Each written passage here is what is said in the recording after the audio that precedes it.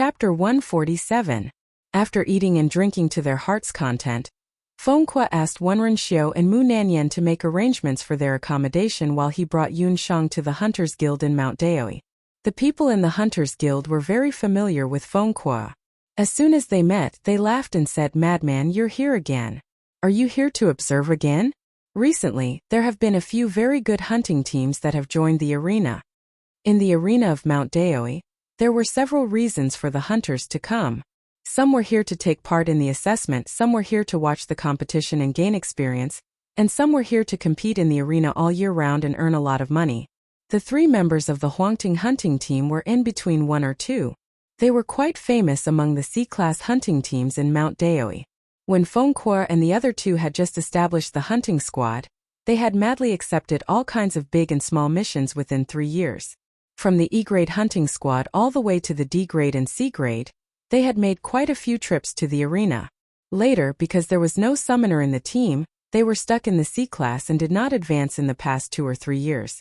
Therefore, in the past 1 or 2 years, Fengque brought the team members here mostly to observe and learn some recent information about the hunting world. Seeing a 7 or 8-year-old little girl sitting on Fengque's shoulder and walking in together, the people in the hunting branch were a little surprised. The few old hunters present were even more teasing. "Fengque, this is not your daughter. The little girl looks so tender. She doesn't look like you at all."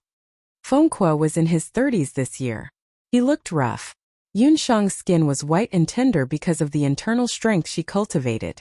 When the 2 of them stood together, there was a sharp contrast. Fengque was still single. After being scolded like this, his ears turned red, which was rare. He said in a muffled voice, "A group of blind people. I'm here today to apply for the B-class hunting team's assessment. The little girl is the summoner I found." As soon as he said that, the hunters who were teasing him stared at Yun Shang in amazement. They could not close their mouths. Damn, this little girl is a summoner. There were many summoners in Zhou State to begin with. Those who were recognized by the summoner were mostly treated as distinguished guests by the royal family or large hunting groups. Who would have thought that a C-rank hunting group would actually be able to find a summoner? No wonder Fengque looked so happy. Yun Shang remained calm in the face of the onlookers. She showed her summoning ring to the people from the hunter branch. "It really is a summoner. Good boy, you really found a summoner. However, Fengque, if you really want to let this little baby participate in the competition, it won't be good if something goes wrong." The people from the hunting branch stopped joking and warned Fengque. In the world of hunters, there was no explicit rule on the specific age of hunters. However, there was no doubt that if this child summoner really became a hunter, he would undoubtedly break the record of being the youngest hunter on the continent. The people from the Daoi mountain branch also understood that Fengque was eager to be promoted to a B-rank hunting group. He went crazy and started to harm the seedlings of the continent. Seeing that the surrounding hunters were looking at her as if they were looking down on her, there was no need to mention how depressed Yun Shang was. Her little lowly body had really given her a lot of trouble.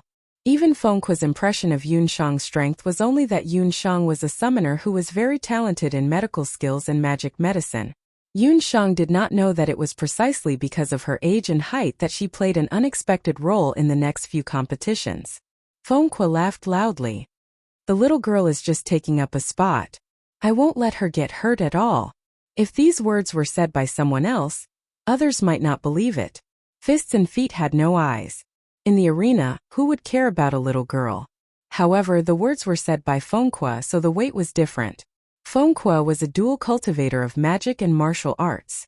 Whether it was close combat or long-range magic attacks, he was outstanding in both. His strength was enough to defeat any of the captains in the C-grade hunting squad. "Fengque, don't be too confident. The situation these few days is different. In the Daoi Mountain Arena there are a few foreign teams. There are B-rank and C-rank, and their strength is not bad. A few local hunting groups have already been defeated." The people from the hunter branch still had a worried look on their faces. Fengque's expression changed when he heard this. Usually, due to the region, the number of local hunters in each hunter citadel was the highest. However, in the past few years, in order to watch the competition, there was a new competition mode between the Citadel and the Citadel, which was competitive hunters. Most of these hunters were aggressive and liked to challenge each other in different arenas, so that they could gain more fame and win more prizes. A group of hunters had come to the Daoi Mountain Citadel a while ago.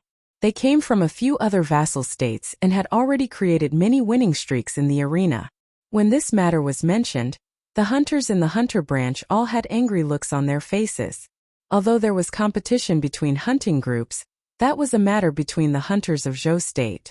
If they were defeated by the hunters of other countries, it would be a loss of face for Zhou State.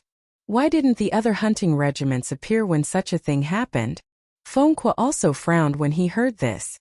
He was also a hot-blooded person. When he encountered such a thing, he naturally couldn't stand it. Zhou State also had a few A-rank hunting regiments. The hunters inside should be able to teach these blind hunters of other countries a lesson. Those challenging hunting teams from other countries are all B-rank and C-rank hunting teams. It's not easy for the A-rank hunting regiments to make a move. The people from the hunter branch side. If the news of the high-level hunters suppressing the hunters of other countries spread, the reputation of the hunters of Zhou State would be ruined. When Fengque heard this, he also fell silent. He was also helpless. This time his goal was to pass the assessment. Under such circumstances, it was not good to directly pick on a tough nut to crack. Especially with Yun Sheng present, he had to take into account Yun Sheng's safety. How could Yun Sheng not see Fengque's concerns? However, she was a young person, so it was not appropriate for her to express any opinions at this moment. It was better to help the Huangting hunting team pass the B-rank assessment before making any plans. Complaining was complaining, but the procedures still had to be followed. The hunter branch did not stop Yun Sheng from going through the membership procedures because of her age. After filling in a place of origin, name and information about the hunter branch quickly made a hunter badge for Yun Sheng. It was marked D on it. This symbolized that Yun Sheng had officially become an E-rank hunter. Boss Feng, I want to go to the market alone to take a look. After Yun Sheng and Fengque walked out of the hunter branch, Yun Sheng took the initiative to take a look at the market with Xiao He. The market in Inaba Mountain was near the hunter branch. That's good too. It's almost the new year, so the market must be very lively. Remember that the inn we're staying at is northeast of the market. Come back early. Fengque was not worried that Yun Sheng would encounter any trouble in the city. No one would dare to cause trouble in the hunter branch's citadel.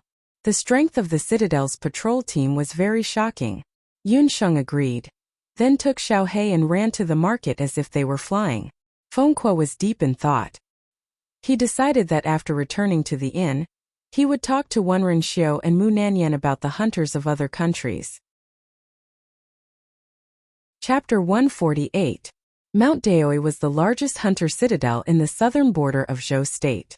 It was right next to the neighboring country Later Qin. Among the 5 great vassal states of the Boundless Land, Later Qin and Zhou State were both martial states. Both states had martial sages holding the fort. As a result, the two states often clashed with each other.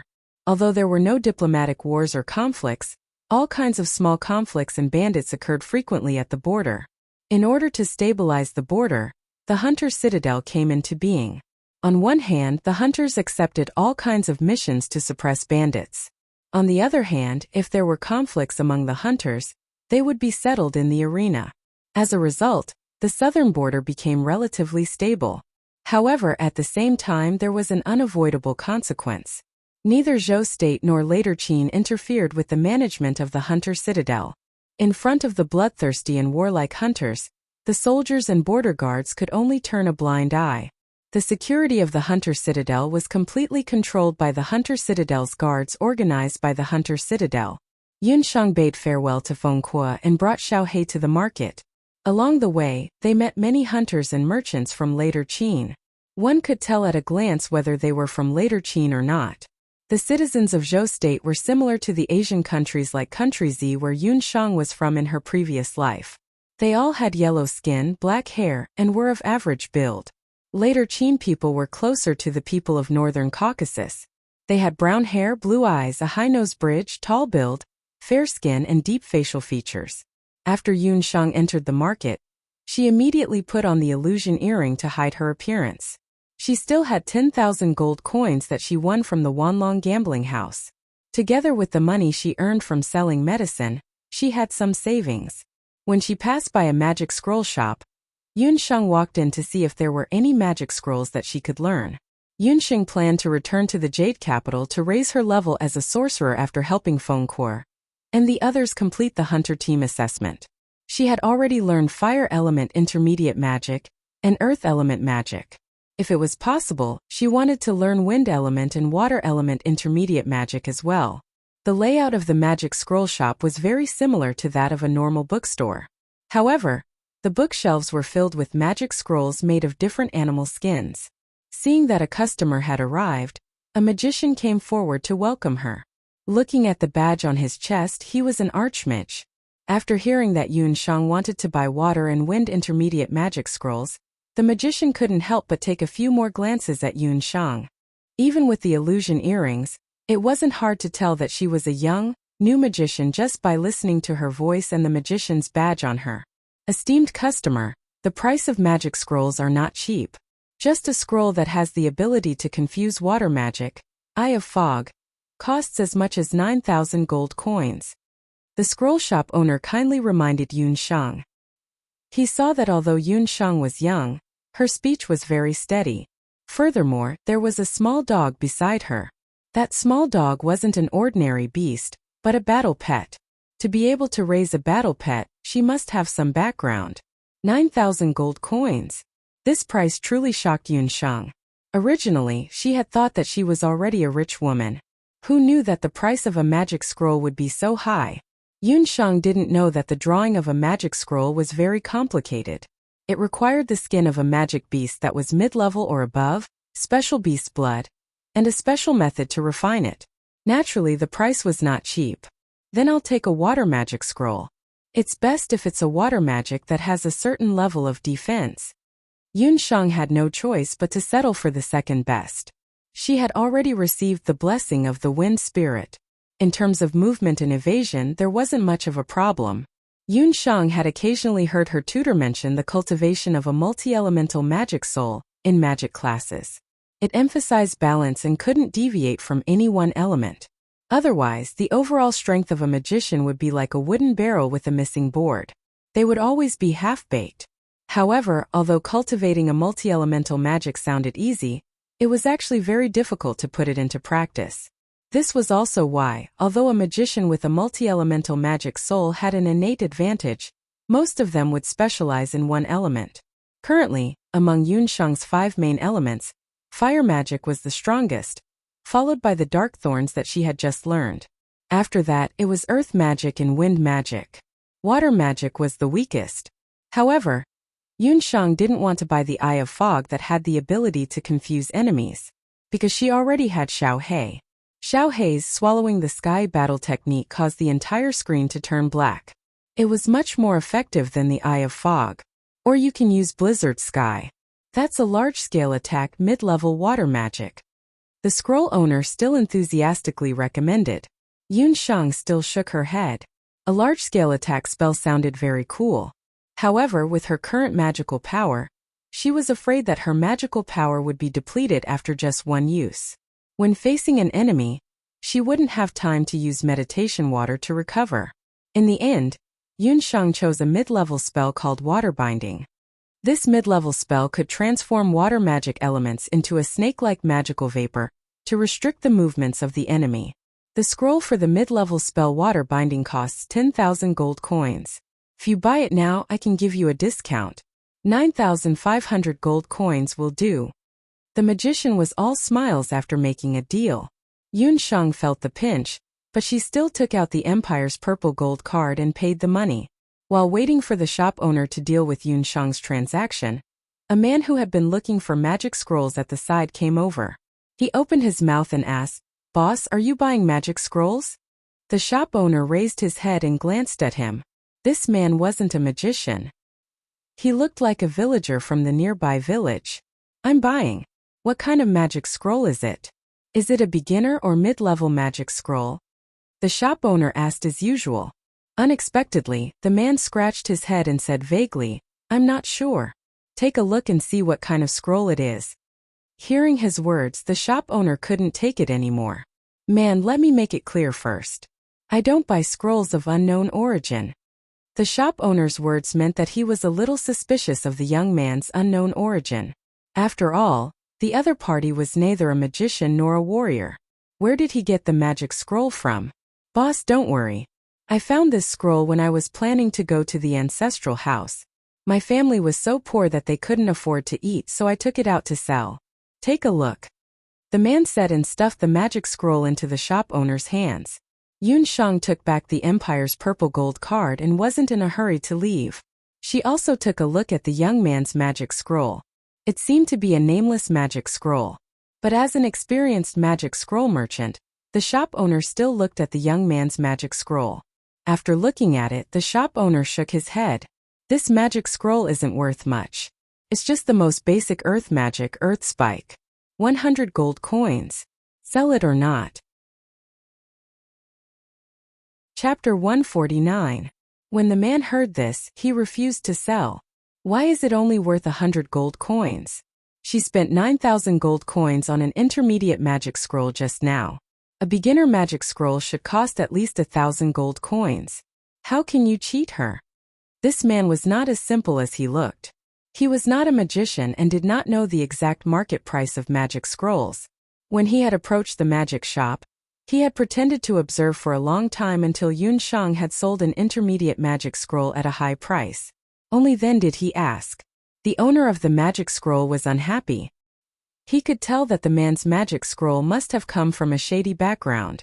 Opening a magic scroll shop in the Hunter's Citadel was not allowed to embezzle illegal goods. Moreover, the other party was just an ordinary person, yet he dared to question a magician's judgment. Any magician, even a magic apprentice, knew that there was a huge difference between beginner and intermediate magic. To advance from a magic apprentice to a magician's servant, one only needed to apply to join a temple, and they could learn beginner magic under the guidance of the temple's high priest. The magic scroll that the man brought over was made of the worst quality animal skin, and it indeed recorded earth spikes. The second beginner magic that Yun Shang learned was earth spikes. This kind of basic beginner magic was not expensive to begin with. 100 gold coins was already very fair. Go, go, go. If you don't want to sell it, then get out. Don't interfere with my business. Seeing the boss's disdainful expression, the young man was annoyed. However, no matter how angry he was, he did not dare to challenge a magician. He grabbed the magic scroll and stormed out of the magic scroll shop in a huff. Yun Shang saw this and quickly followed him out. When they reached a secluded area, the man heard someone following behind him and became alert. It's you. Why are you following me? The man turned around and saw that it was the spendthrift, little girl from the shop just now.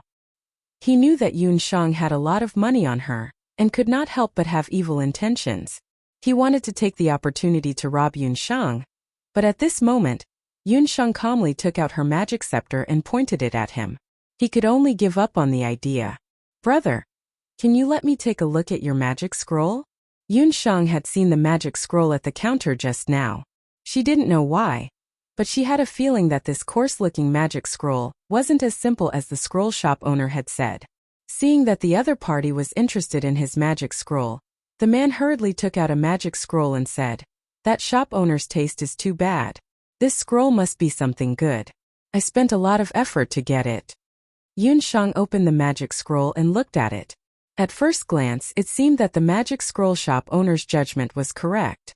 It was the skin of the lowest grade of magical beast, and it was impossible for it to be used to record any high-level magic. The beast's blood on it had long dried up and faded. Yun Shang touched the magic scroll with her finger, and a golden light flashed through her pitch-black eyes. A weak, almost imperceptible mana leaked out from the magic scroll. Yun Shang felt that this feeling was somewhat familiar. This was the mana of darkness. How could a magic scroll have the mana of darkness? Yun Shang thought to herself, but she was sure that this magic scroll, at least on the surface, was the most basic earth spike magic scroll. How is it? This is definitely something good. It has at least a few hundred years of history. Look, the animal skin is still in good condition. It hasn't been weathered, and the writing on it is still quite clear. The man saw some hope from Yun Shang's reaction. Uncle, this is indeed the most basic magic scroll. The magic recorded on it isn't very valuable, but this scroll has a very long history. My father likes to collect ancient things. If you are willing, I can buy this scroll for 200 gold coins. Yun Shang didn't show too much excitement. As she spoke, she glanced at the man in front of her again.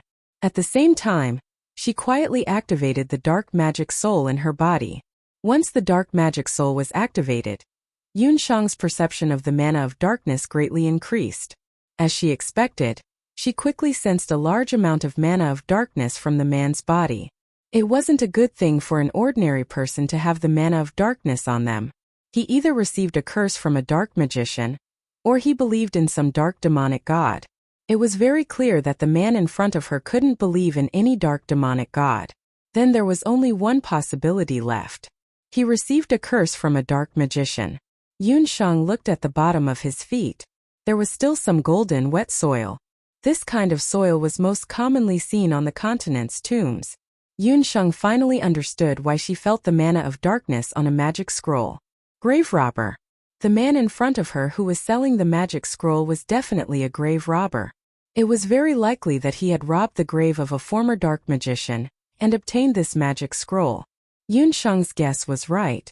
This man in shabby clothes was really a grave robber. He specialized in digging and robbing all kinds of graves in the border areas where the border guards were weak.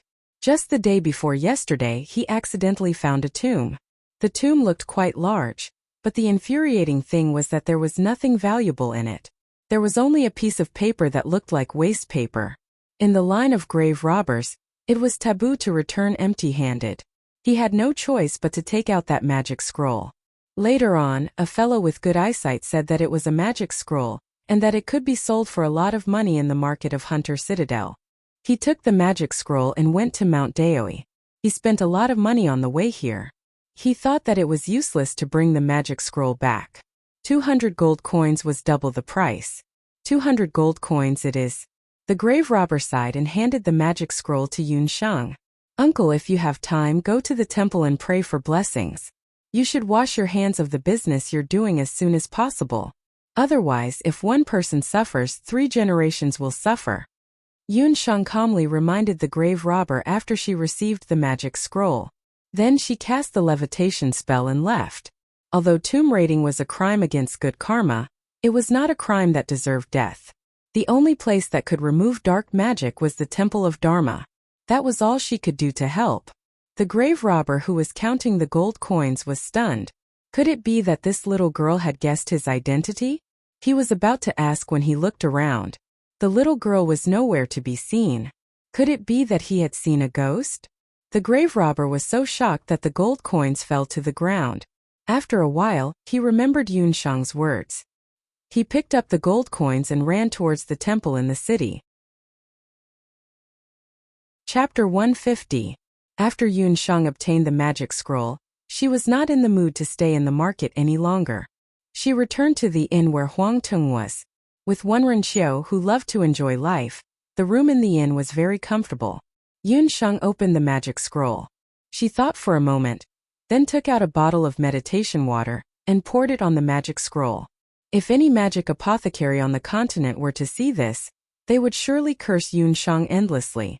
The precious meditation water was actually wasted like this. Yun Shang used the meditation water because she remembered that there was a special herb called withered butterfly vine in the meditation water.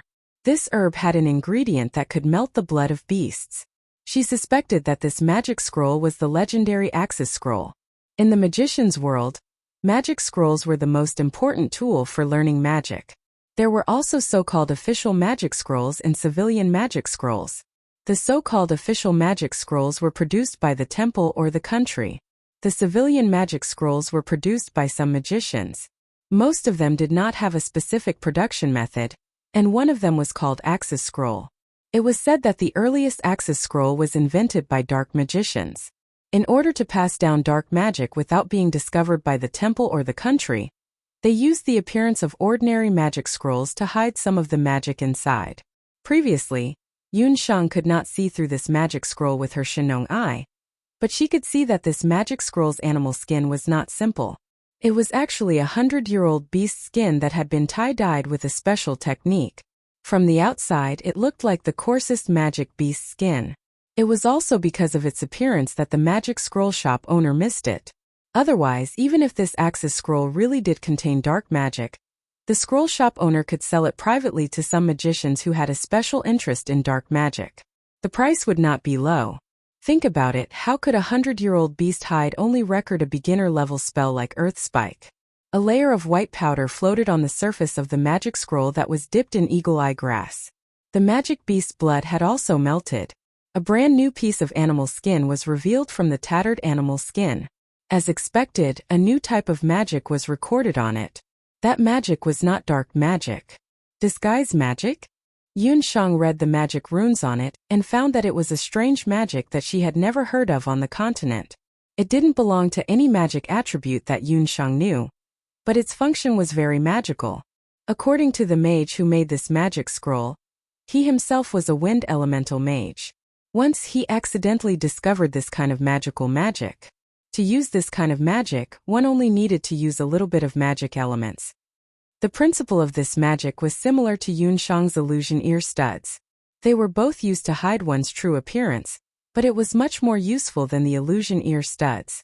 It could allow the user to transform into a man, woman, old or young at will. Even the clothes and voice could be changed accordingly. It was too magical. This was Yun Shang's first impression when she saw the disguise magic. In Yun Shang's opinion, this spell was much more practical than intermediate spells such as Misty Eyes. It was a must-have spell for killing and robbing. However, there was also a record at the back of the magic scroll. After the mage who invented the disguise magic understood this kind of magic, he excitedly went to the Temple of Magic. According to the rules of the continent's magic world, the magic attribute of a new magic spell could only be officially appraised after it was approved by the Temple of Magic.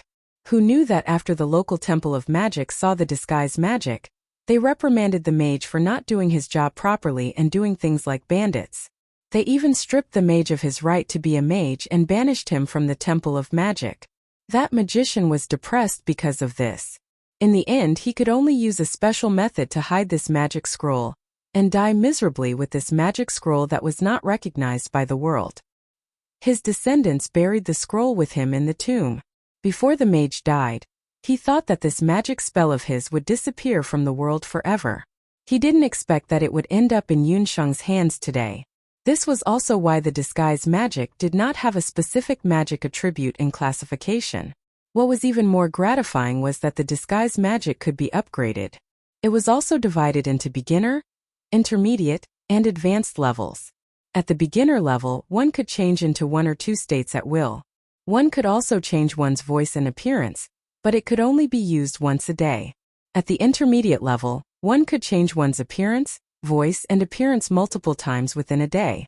At the advanced level, one could even use the disguise magic to transform into any person or magical beast. Yun Shang couldn't help but feel sorry for the sorcerer. She couldn't believe that the sorcerer was being treated like child's play. The ancestors planted trees to provide shade for the descendants. If I had known earlier, I would have asked the grave robber for the location of the mage's tomb and paid my respects to that mage's tomb. Yun Shang couldn't help but sigh. After chanting the disguise magic, Yun Shang transformed from a 6 or 7-year-old child into a 15-year-old girl. Just like what was recorded in the magic scroll, Yun Shang's appearance, clothes, and voice were no different from a 15-year-old girl under the effects of the disguise magic. After learning the beginner disguise magic, Yun Shang would be able to completely get rid of the predicament she was facing. Although the illusion ear studs could blur her appearance, it couldn't change her body shape and voice. This way she would still be easily exposed. However, the disguise magic didn't have this problem at all. Learning this kind of magic was much easier than learning the 2 intermediate-level magic spells recorded in the magic scroll. Yun Shang even specially used the disguise magic to look like a young girl and walked around the inn. During this time she even met Fengkua and Wenren Xiao in the inn. The two of them stared blankly at Yun Shang, who didn't react at all when she walked past them. As the two of them discussed, Yun Shang occasionally heard words like, later Qin, bully, and teach them a lesson. Yun Shang guessed that the content of their conversation must be related to the foreign hunting team mentioned in the hunting branch. However, the disguise magic wasn't invincible. At least, Yun Shang's 2 battle beast companions, Xiao He and Puffdeg, could clearly recognize Yun Sheng. Magical beasts had a sharper sense of smell than humans. Another point was that no matter how Yun Sheng changed, the magic wave on her body would still not change. However, this was enough. Yun Sheng planned to use the disguise magic again when she was alone in the future. This lost magic would become one of her trump cards to defeat her enemies, just like the profound magic thunder explosion. Yun Sheng didn't expect that gold would shine. This lost magic that had been wronged for hundreds of years would become one of the most legendary magic spells in the continent, because of her in the long years that followed. It would also be recorded in the continent's magic history forever. Chapter 151. By the time Yun Sheng finished her deep meditation, the sky was already bright. Huang Teng's hunting team would head to the hunter branch this morning to participate in the first round of the B-grade hunting team assessment. According to the mainland's rules for the advancement of hunters, regardless of whether it was a personal competition or a team competition, they had to challenge 5 hunters of the same level. The 5-round challenge system would be based on 3 wins and 2 losses. After passing the challenge, they had to challenge 1 B-grade hunter. Only then would they pass the assessment. The hunter branch would select the corresponding hunting team, according to the number of members who signed up for the advancement assessment. Huang Teng's team did not care about the challenge of a C-grade hunting team at all. After all, they were among the top 10 C-grade hunting teams in Zhou State. However, due to the addition of hunting teams from other countries, the situation in the arena had become unstable. There were several other hunting teams from Zhou State participating in the assessment as well. As they were all old acquaintances, they greeted each other as soon as they entered the hunter branch and waited for their respective teams for the first round of the assessment. Not long after Yun Sheng and the others entered the hunter branch, there was a rumbling sound. The sound was as if someone was about to break out of the ground. Several hunting squads from other countries walked in. The moment those hunting squads walked in, the entire branch of the Hunter Association seemed to be cramped and crowded all of a sudden. When Yun Sheng was in Zhou State, she had always thought that Fengqua's body was very tall. However, as soon as these later Qin hunting teams came in, Fengqua's body suddenly became normal. There were 3 hunting teams that entered the door. One team had 5 people and the other 2 teams had 4 people. The hunting team with 5 people was the most eye-catching because all of them had snow-white skin and golden hair. Their faces were also extraordinarily delicate, as if they were carved out of ice. The remaining 2 teams were hunting teams from later Qin. In the hunting team that entered the door first, Fengqua's average height was no less than 2 meters. He looked like 4 moving towers just by standing there. The 4 of them were wearing black iron armor. Each piece of the armor weighed at least 20 kilograms. The entire set of armor, including the leggings, weighed at least 100 kilograms. A ferocious beast head was engraved on the chest of the armor. If it were a magician, he would have been crushed into meat paste. However, when this group of people walked in, their steps were orderly and their breathing was steady. Obviously, they were warriors who had undergone strict training. Fighting against this kind of hunting squad, close combat was undoubtedly a dead end. In the hunter branch, except for Huang Teng and a few others, the rest of the hunter teams had a slight change of expression. It was very likely that the hunting teams that stood together today would all meet in the arena later. The opponent's aura was so terrifying that it had already frightened some of the teams that were mainly made up of magicians. The later Qin Blackguard hunting team was a new hunting team made up of 4 brothers with the same surname: He De, He Er, He San and He Si. There were 3 warriors and 1 beast summoner in the team. The remaining 3 were all-around martial grandmaster. Their close combat abilities were especially outstanding. Wenren Xiu quietly told the 3 of them about the origins of this hunting team.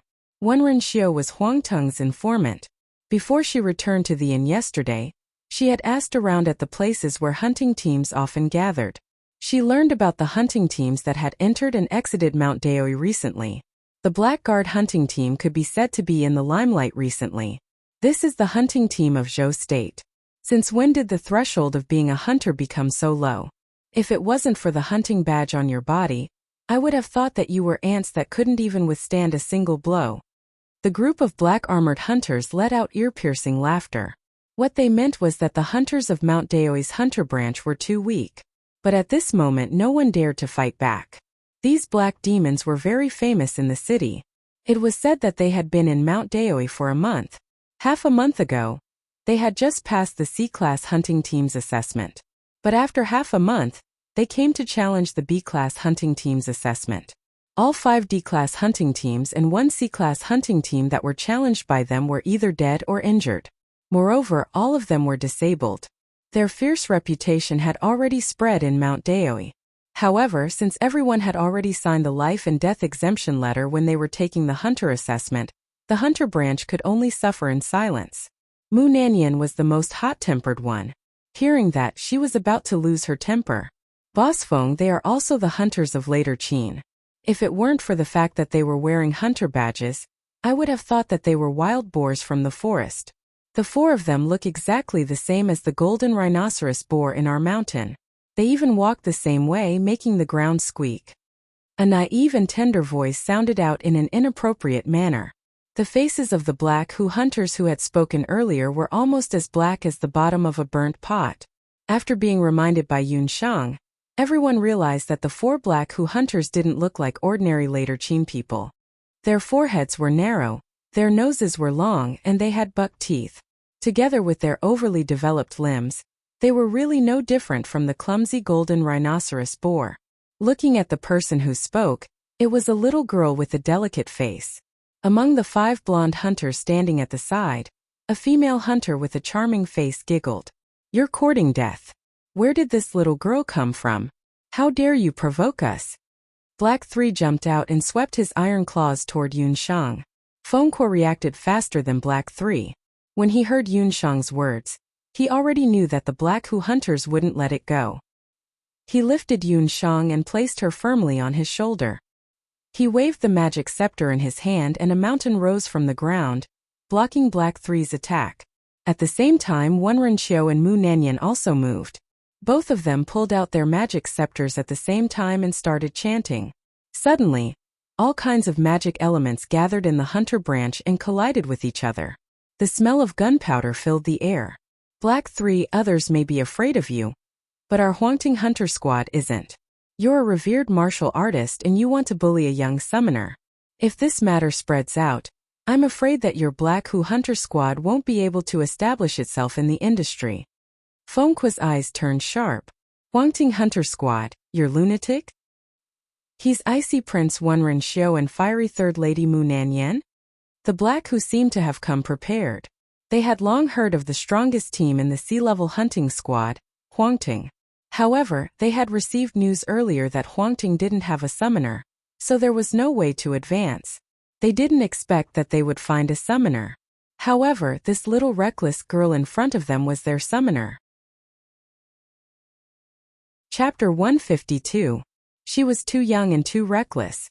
This time, the Huangting hunting squad was going to be defeated by this little summoner.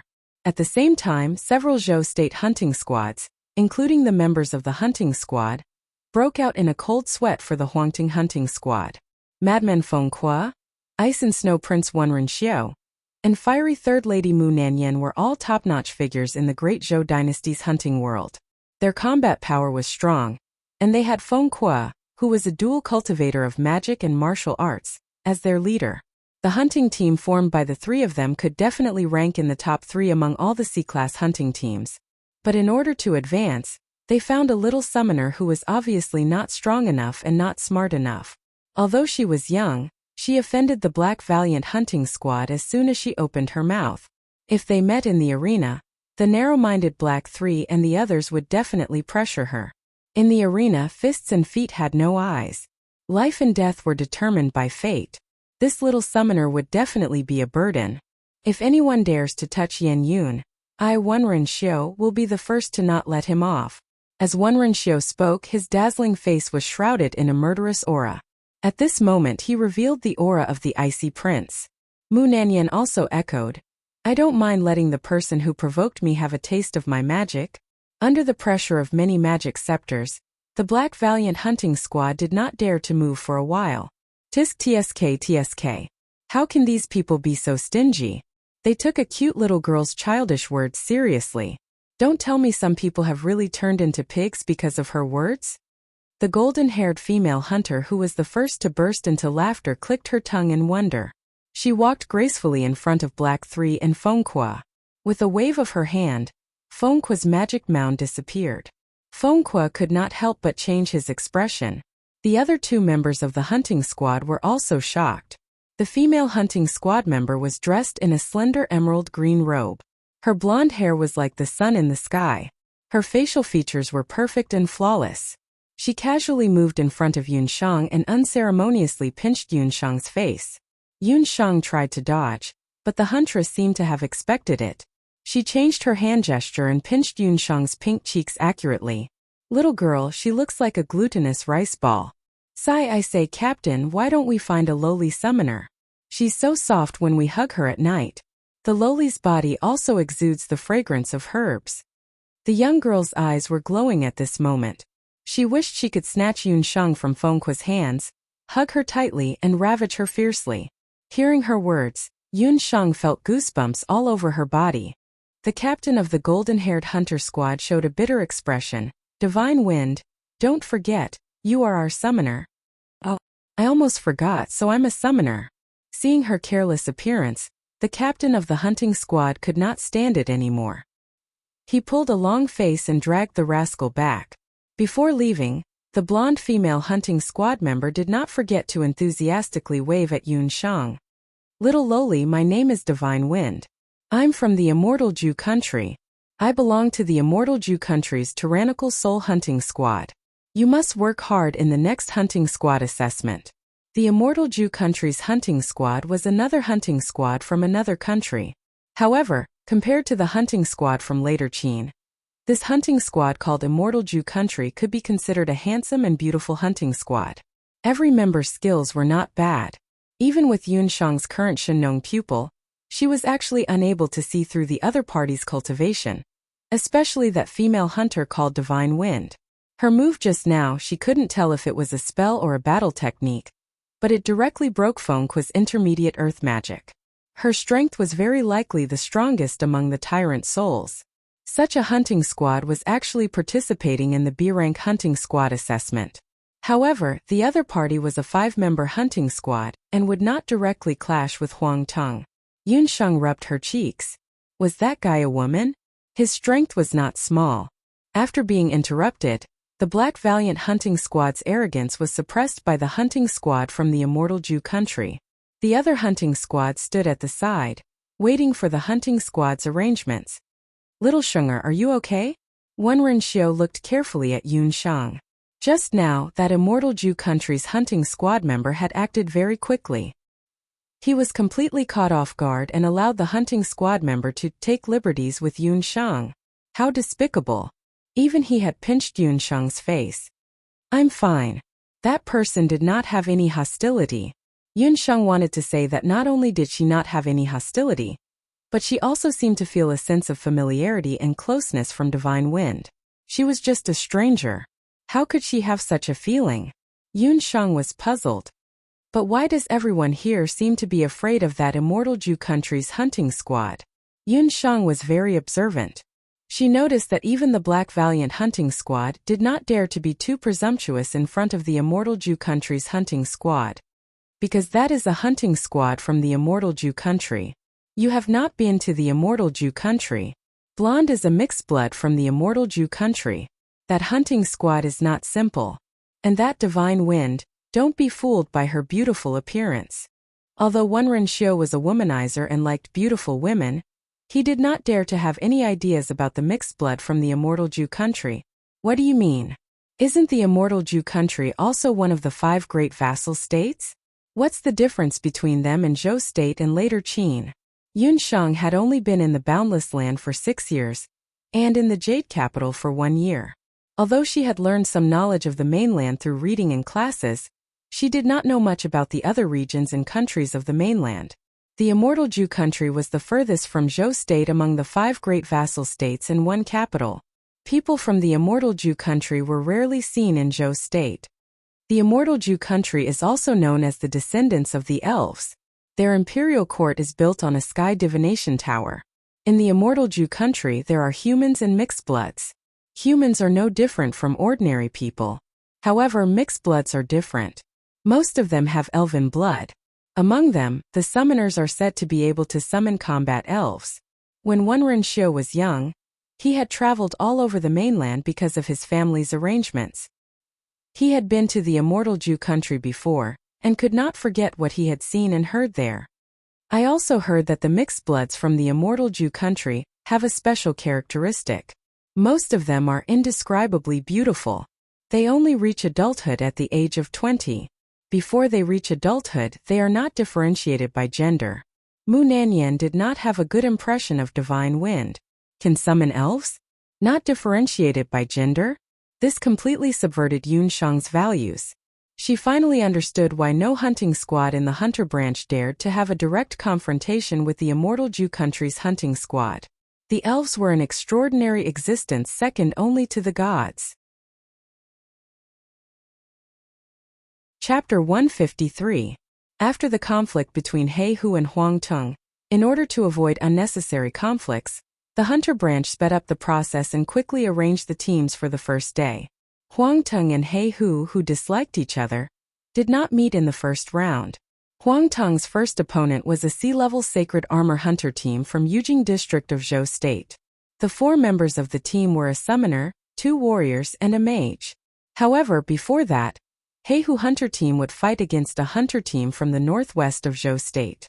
In order to increase Yun Shang's experience, Feng Kuo and the other 3 came to the arena of Mount Daoi earlier to watch the match between He Hu and the trench hunter team. In the arena of Mount Daoi, there were mainly several types of competitions. One was purely for spectators, and the other was the hunter assessment competition, which was set up for the hunter assessment. The first type of competition was for spectators. Ordinary people and hunters had to buy tickets to watch the match.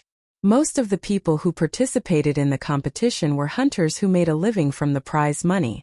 According to the seats, the price of each ticket ranged from 5 gold coins to 500 gold coins. Of course, there were some seats in the arena that could not be bought with gold coins. Those seats were for aristocrats or famous hunting groups to watch the competition. There was another type of competition, the hunter assessment. It was a competition that was used to test the hunter's abilities. The scale was much smaller than the spectator competition, but it was much more exciting than the spectator competition. The hunter assessment was also divided into individual and team competitions. At the same time, it was also known as the cradle of hunting and poaching. It was just like the popular sports such as football or basketball in the world where Yun Shang lived in her previous life. Many talented hunters would be selected by large hunting groups or countries to be specially trained as mercenary hunters. The arena of the hunter assessment was arranged in the sub-arena of the arena of Mount Daoi. As long as one had a hunter badge and paid 10 gold coins, they could enter the arena to watch the competition. Those who participated in the assessment competition on that day could also enjoy a 20% discount. At the same time, the victory of a hunter in the arena would also be counted as a hunter's points in the hunter's level assessment. Compared to some hunting missions that took months to complete, the hunting tournament, which lasted from half an hour to several days, had become a shortcut for many hunters to level up. Yun Shang had just become a hunter not long ago. She was only an E-class hunter, but if she participated in the hunter competition, as long as she won 30 E-class competitions in a row, she would be able to become a D-class hunter. However, Yun Shang did not do so. She had come here to help Huang Tung. Feng Kuo was a very good captain, but this did not mean that Yun Shang was really willing to submit to others. Furthermore, Huang Tung was already famous, and she wasn't willing to be sheltered by his fame. She had even secretly planned that after this hunter selection tournament ended, and she returned to the Jade capital, she could consider asking Gufeng and Abandon to form a small hunting team to play with. However, if anyone thought that it was easy to get through the hunting tournament, he would be very wrong.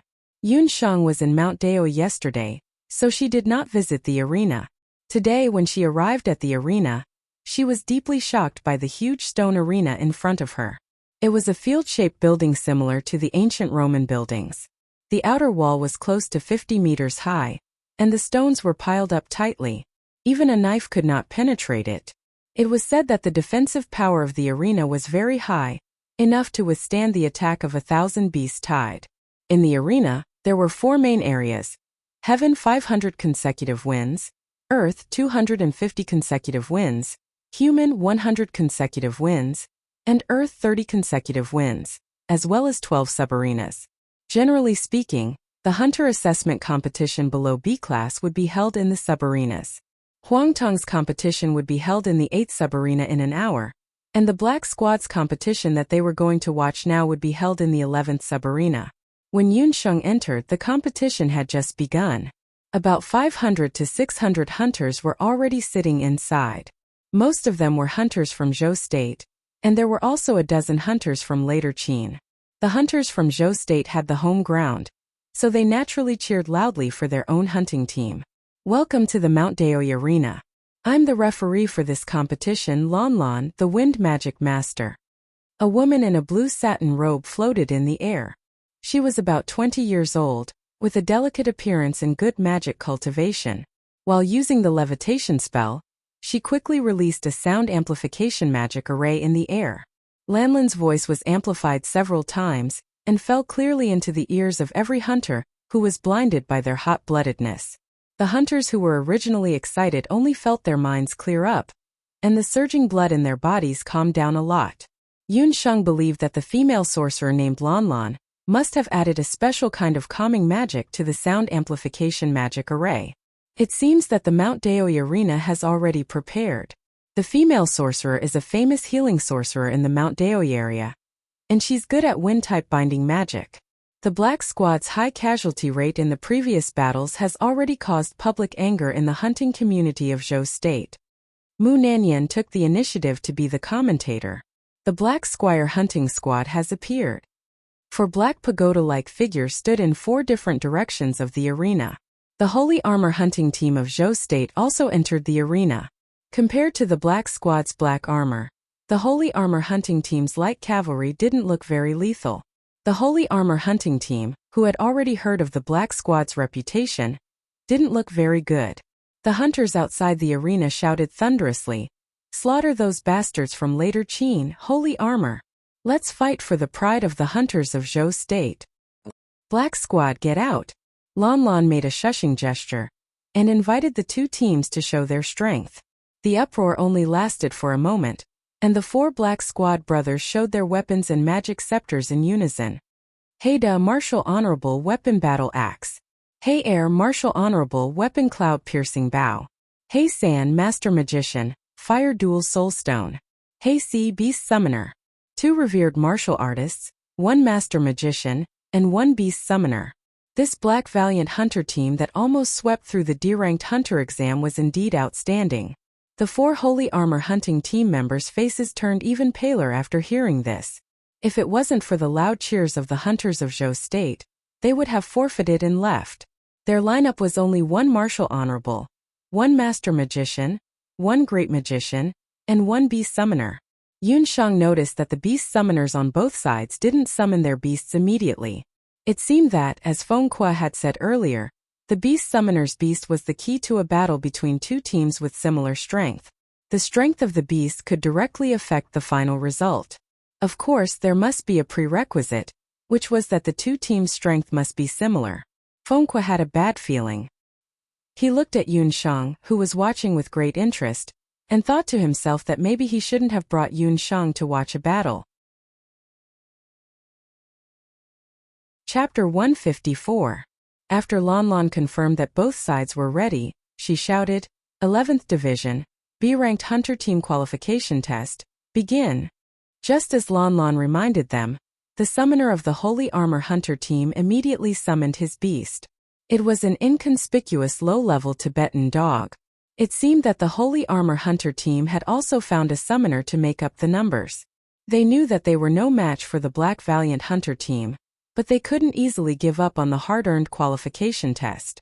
The 2 mages immediately began to chant, while the only revered warrior in the team guarded the 2 mages.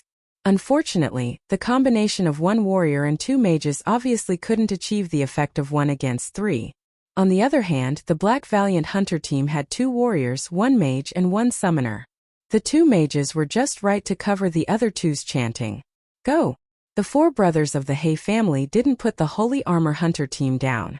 In their eyes, the summoner and mage didn't even bother to use magic or beasts. Their physique was tyrannical. They rushed forward like 4 sharp arrows, instantly tearing apart the defense of the revered warrior. Haida and Heir's muscles bulged. Do Qi erupted from their bodies like a volcano. They used their battle skills at the same time. Do Qi rose from Haida's body. Under the effect of the Do Qi, his body seemed to have grown a few inches taller. He didn't even use a weapon. With a shoulder attack, he smashed the head of the revered warrior. Blood immediately flowed out. Heir didn't show any weakness. Facing the Holy Armor Mage's Earth Spike attack, he relied on his warrior's tyrannical body. His iron fist forcefully went through the Holy Armor Mage's wind wall. His fist went through the chest of the Holy Armor Mage. The sound of bones cracking could be heard. Half of the mage's sternum caved in and his body went limp on the ground. Seeing such a situation, the remaining mages and summoners no longer had the heart to continue fighting. They didn't care that they were still in the arena and shouted, "We forfeit, we don't want to compete anymore." Lan Lan just raised her magic scepter and was about to stop the battle. Who knew that Heir had already raised his magic scepter? With 2 rumbling sounds, a purple light flashed in the air like a snake, slashing towards the Beastmaster. That Beastmaster's head was immediately split in half. "Stop!" Seeing this, Lanlan's face turned pale. The magic scepter in her hand immediately shot out a green light. A wind rope shot out from the ground and wrapped around the panic-stricken member of the Holy Armor Hunter team, sending him out of the arena. Black Squad's hunting squad, don't go too far. The other party had already begged for mercy, but you still killed him. If you don't obey the rules of the arena next time, you will face a ban and heavy fine. You will even be blacklisted in the arena.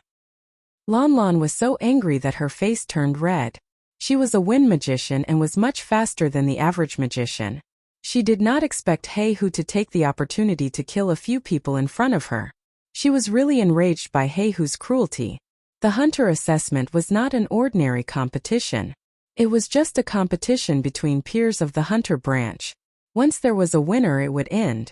In the spectator seats on the ground, the hunters from Zhou State also quieted down. The battle just now could be considered as an absolute suppression of strength. Although Heihu's methods were ruthless, the shock it caused was undeniable. The Holy Armor Hunter team, which was qualified to take the assessment as a B-grade hunter team, was swept away like wheat being reaped. The remaining magician was already scared out of his wits. It was unlikely that he would be able to take the assessment again. Heihu's reputation was not inferior even in the B-grade assessment arena. This left a shadow in the hearts of some of the C-grade hunter teams. "Then I'll let it go today for the sake of Master Lan Lan." Big Hei waved his hand and bought a favor from Lan Lan. The 4 of them walked down the arena domineeringly. Big Hei glanced at the battle beast Tibetan hound in the corner of the arena and smiled maliciously. He clawed out with his 5 fingers and a surge of Do Qi grabbed the cowering Tibetan hound. The Tibetan hound was only a low-level magic beast. It was completely helpless against the Do Qi of a martial saint. Big Hei crushed the Tibetan hound's skull and cruelly threw it towards the spectator seats. The direction was towards where Yun Shang and the others were. Zhan Zian said that killing was not allowed, but she did not say that killing a battle beast was not allowed. Big Hei took this opportunity to enrage Huangting's hunter team. "You've gone too far." Mu Nanyan suddenly stood up. Whoosh, a black shadow flashed and the Tibetan hound, which was already on the verge of death, was snatched away by the black shadow. A Shaohei hound with shiny fur snatched the Tibetan hound. The sky-devouring mastiff, the well-deserved king of the canine and wolf clan. Although Shaohei was still young at this moment, its eyes were shining with anger and it already had the aura of a king. It held its head high and stared at Big Hei with a pair of golden eyes. It walked in a straight line and circled Big Hei. Witnessing the Tibetan hound, which was also of the canine bloodline, being seriously injured by the black armored hunter, Shaohei's beast blood was like boiling water, unable to calm down. Another low-level canine beast. Whose battle beast is this? If you don't come out to claim it, don't blame me for killing another one. Big Hei was dissatisfied.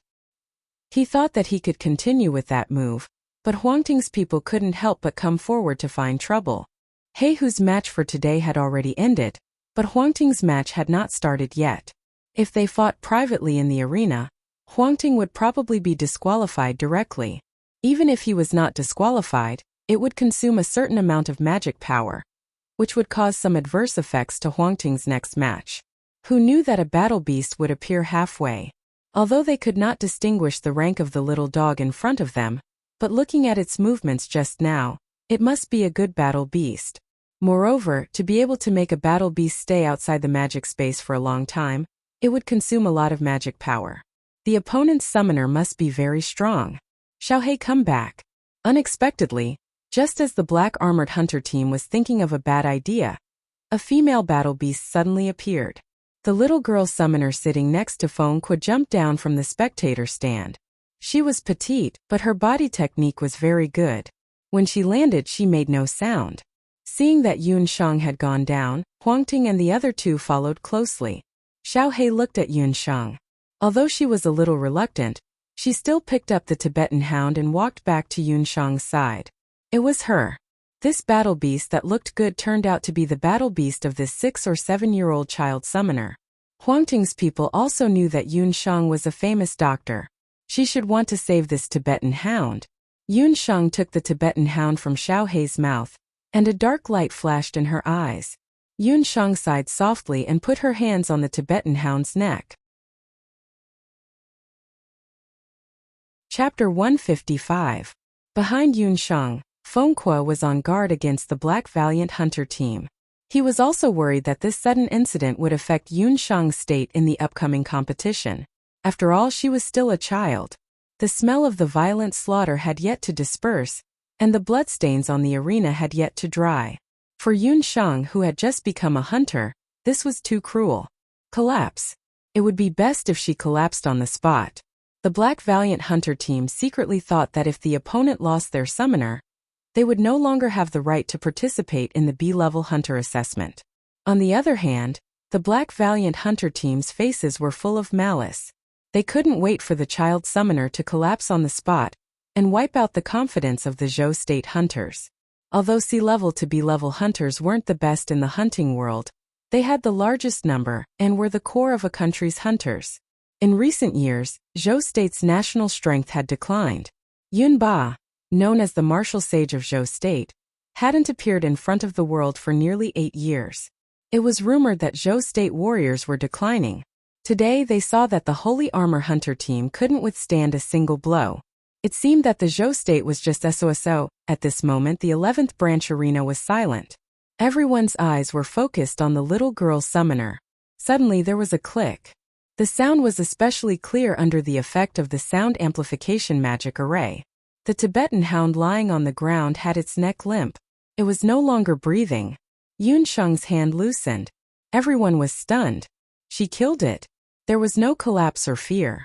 Yun Shang closed the Tibetan hound's eyes. The Tibetan hound's skull was shattered. The Tibetan hound's vitality was far less than Xiaohei's. Death was the best outcome for it. Death is also a relief. Don't worry. Sooner or later, I will twist your enemy's neck off like a chicken's neck. As Yun Shang spoke, her eyes seemed to glance at the Black Valiant Hunter team. Everyone sucked in a breath of cold air when they heard those words. So arrogant. It was fucking awesome. This little girl actually said that she wanted to twist off the head of the Black Valiant Hunting Squad's captain, Big Black. When Blackida heard this, he immediately exploded. Damned girl, you're courting death. Big Hay was furious. With his cultivation and strength, he had been ridiculed by the same person for 2 days in a row. The other party was just a fledgling hunter. There was no way she could swallow her anger. Just as Haida was about to explode, his gaze was suddenly attracted by Yun Shang's eyes. It was pitch black like a well that one could not see through. Suddenly a golden light flashed. Haida only felt a stabbing pain in his head. He staggered and almost fell to the ground. Big brother. Hey Air 3 and 4 behind him thought something was wrong and hurried forward to support Haida Ghost Girl. What did you do to my big brother? Hey Air was furious. He had never seen his big brother like this. He was sure that Yun Shang was cheating. He's such a big guy. What can I do? Why do you still want to be violent? Do you really think that Master Lan Lan is just a decoration? Yun Shang laughed secretly. It seemed that the effect of her Shen Nong pupil was better for warriors. Shen Nong pupil also had a hypnotic effect. In terms of spiritual resistance, warriors were much worse than mages. Lan Lan immediately intervened between the two parties. At this moment, the earth quaked and the mountains shook. A tornado rose up from the ground next to the 10th branch arena. In an instant, even the 11th and 9th branch were affected. The walls collapsed and countless cracks appeared on the ground like crawling insects. The hunters who were still at the scene were in a mess. The crowd dispersed, and no one was in the mood to care about the dispute. Fengque did not say anything. He lifted Yunsheng up and sat her on his shoulder. With a few leaps he dodged the huge stones brought by the tornado. The sky was still as blue as before. There was not the slightest hint of gloominess before the arrival of a tornado. That tornado was very powerful, and there were no signs before it came. The tornado's destructive power was shocking. Fortunately, it only lasted for a short period of time. The tornado quickly rose into the sky and turned into a rolling cloud in the sky. However, its destructive power was undoubtedly shocking. 2 or 3 branch arenas were affected. The arenas and the spectator stands were all destroyed. Some of the spectators who did not have time to escape were crushed under the stones. At this time, the mages in the arena were not in the mood to care about what happened in the arena. A large group of mages rushed over. They worked together to lift the stones and heal the injured. What happened? Wasn't there a competition in the 10th branch arena just now? Why would there be a tornado out of nowhere? The spectators who had just survived the disaster were discussing the tornado animatedly. Someone remembered the schedule of today's competition. I remember now. Isn't the Immortal Abodes hunting team competing in the 10th branch arena? Sitting on Fengque's shoulder, Yunsheng, who had the geographical advantage, pointed to the sky. There's someone up there. The tornado's effect had weakened. There was only a small cloud vortex left in the sky. A silhouette was revealed. That person was Divine Wind, who Yunsheng had met in the hunting team's branch earlier. She was standing in the air. Under the sunlight, her half-elf face was almost transparent. On her back there was a pair of emerald green wind wings. At first glance she really did look like a wind elf. The wind wings flapped and drew a beautiful emerald green arc. Divine Wind landed on the ground. As soon as she saw Yunsheng, a dazzling smile appeared on her face. Little lowly, I knew you were here. I heard your voice in the arena next door. In order to see you, I directly overturned the wall. Yunsheng's little face stiffened. She did not know if she was telling the truth. Divine Wind, you're too presumptuous. You destroyed 3 branch arenas and injured 50 to 60 hunters. The opponent's hunting team did not even have a corpse left. Lan Lan led the magicians and hunters in the arena and swarmed forward. They had already asked about the situation in the 10th arena. All of this was caused by Divine Wind alone. As soon as she said this, the hunters in the arena were in an uproar. What a good, not even a corpse left. What a good, destroyed 3 branch arenas. If they had not seen it with their own eyes, they would not have believed it.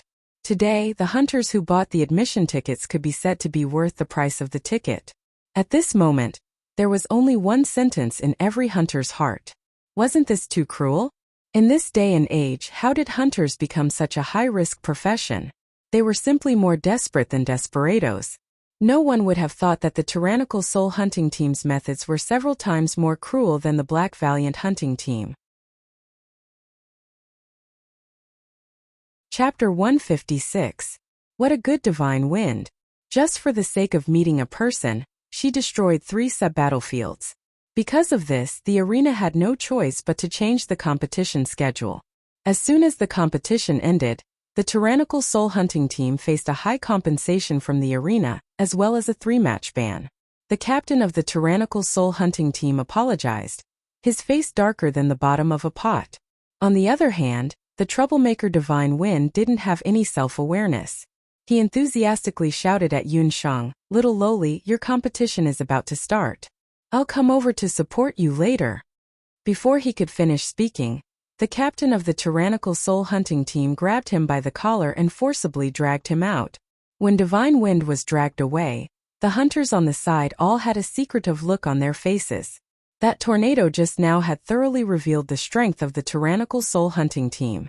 Not to mention that tornado, just the wind wings that Divine Wind used to fly in the air just now were much more advanced than the levitation technique. The wind wings shape was lifelike. There were two ways to form them: magic wings and do-chi wings.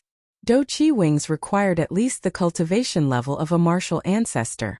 If it was elemental wings, then one had to at least be a sky magician. At this moment, if you casually asked any hunting team which team they were most unwilling to fight, it would definitely be the Tyrannical Soul hunting team and the Black Tiger hunting team.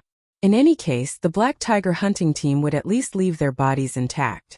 If they were unlucky enough to fall into the hands of Divine Wind, then it was very likely that not even a bit of bones would be left.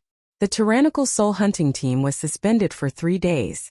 During these 3 days, the 5-man hunting teams were endlessly rejoicing. However, the hunting teams that were going to compete 3 days later had already begun to worry. The unanimous conclusion of the hunting teams was that if they encountered the Tyrannical Soul hunting team, they would directly forfeit. In any case, every hunting team had 2 chances to admit defeat. After being forcibly dragged out of the sub-battleground, the captain of the Tyrannical Soul hunting team hurriedly let go of Divine Wind. With a helpless expression, he knelt on the ground and kowtowed a few times. It turned out that this captain wasn't the real captain of the Tyrannical Soul Hunter squad, and was actually the unknown Divine Wind. Forgive me for my rudeness, but your actions just now were too risky. You exposed your strength and at the same time, attracted the attention of the hunters from Zhou State. The captain set up a magic barrier around them to prevent their conversation from being overheard by others. The tornado had attracted almost all the guards in the arena. At this moment there were no people from Zhou State around. General Batu, I'm just enforcing justice on behalf of the heavens. The enemy's hunting team dressed up as bandits in the border area. They robbed several villages and humiliated many women. Dying in my hands is already the best way for them. Divine Wind's face was still carefree, but his eyes were filled with killing intent. Divine Wind would not forget that after he entered the Great Zhou, he had encountered the ruins of several ruined villages and the orphans and widows. The matter of the hunters will come to an end for the time being. You also need to pay attention to your words and actions. You are too close to that child summoner. As descendants of the elves, the royal family of the immortal Zhou country rarely dealt with the human race. In their view, most of the human race was extremely cunning and good at scheming. The summoner of the Huangting hunting team was young, but relying on the innate sensitivity of the descendants of the elves, Batu felt that Yun Shang was far from being as simple as her appearance showed, especially with her eyes full of wisdom. The elves believed that the eyes were the door to the soul, and could best reflect a person's wisdom. During the chaos just now, most of the people were still in shock, but that little girl was just watching coldly from the side. Her words and actions and calmness were not like an ordinary person at all. That kind of precocious wisdom should not appear on a child.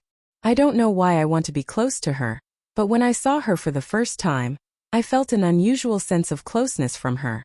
As if we had known each other for a long time, Divine Wind narrowed her beautiful eyes thoughtfully. But she is not a descendant of the elves. Divine Wind King, you have forgotten the elves' warning. Descendants of the elves should not deal with humans. It will bring you misfortune.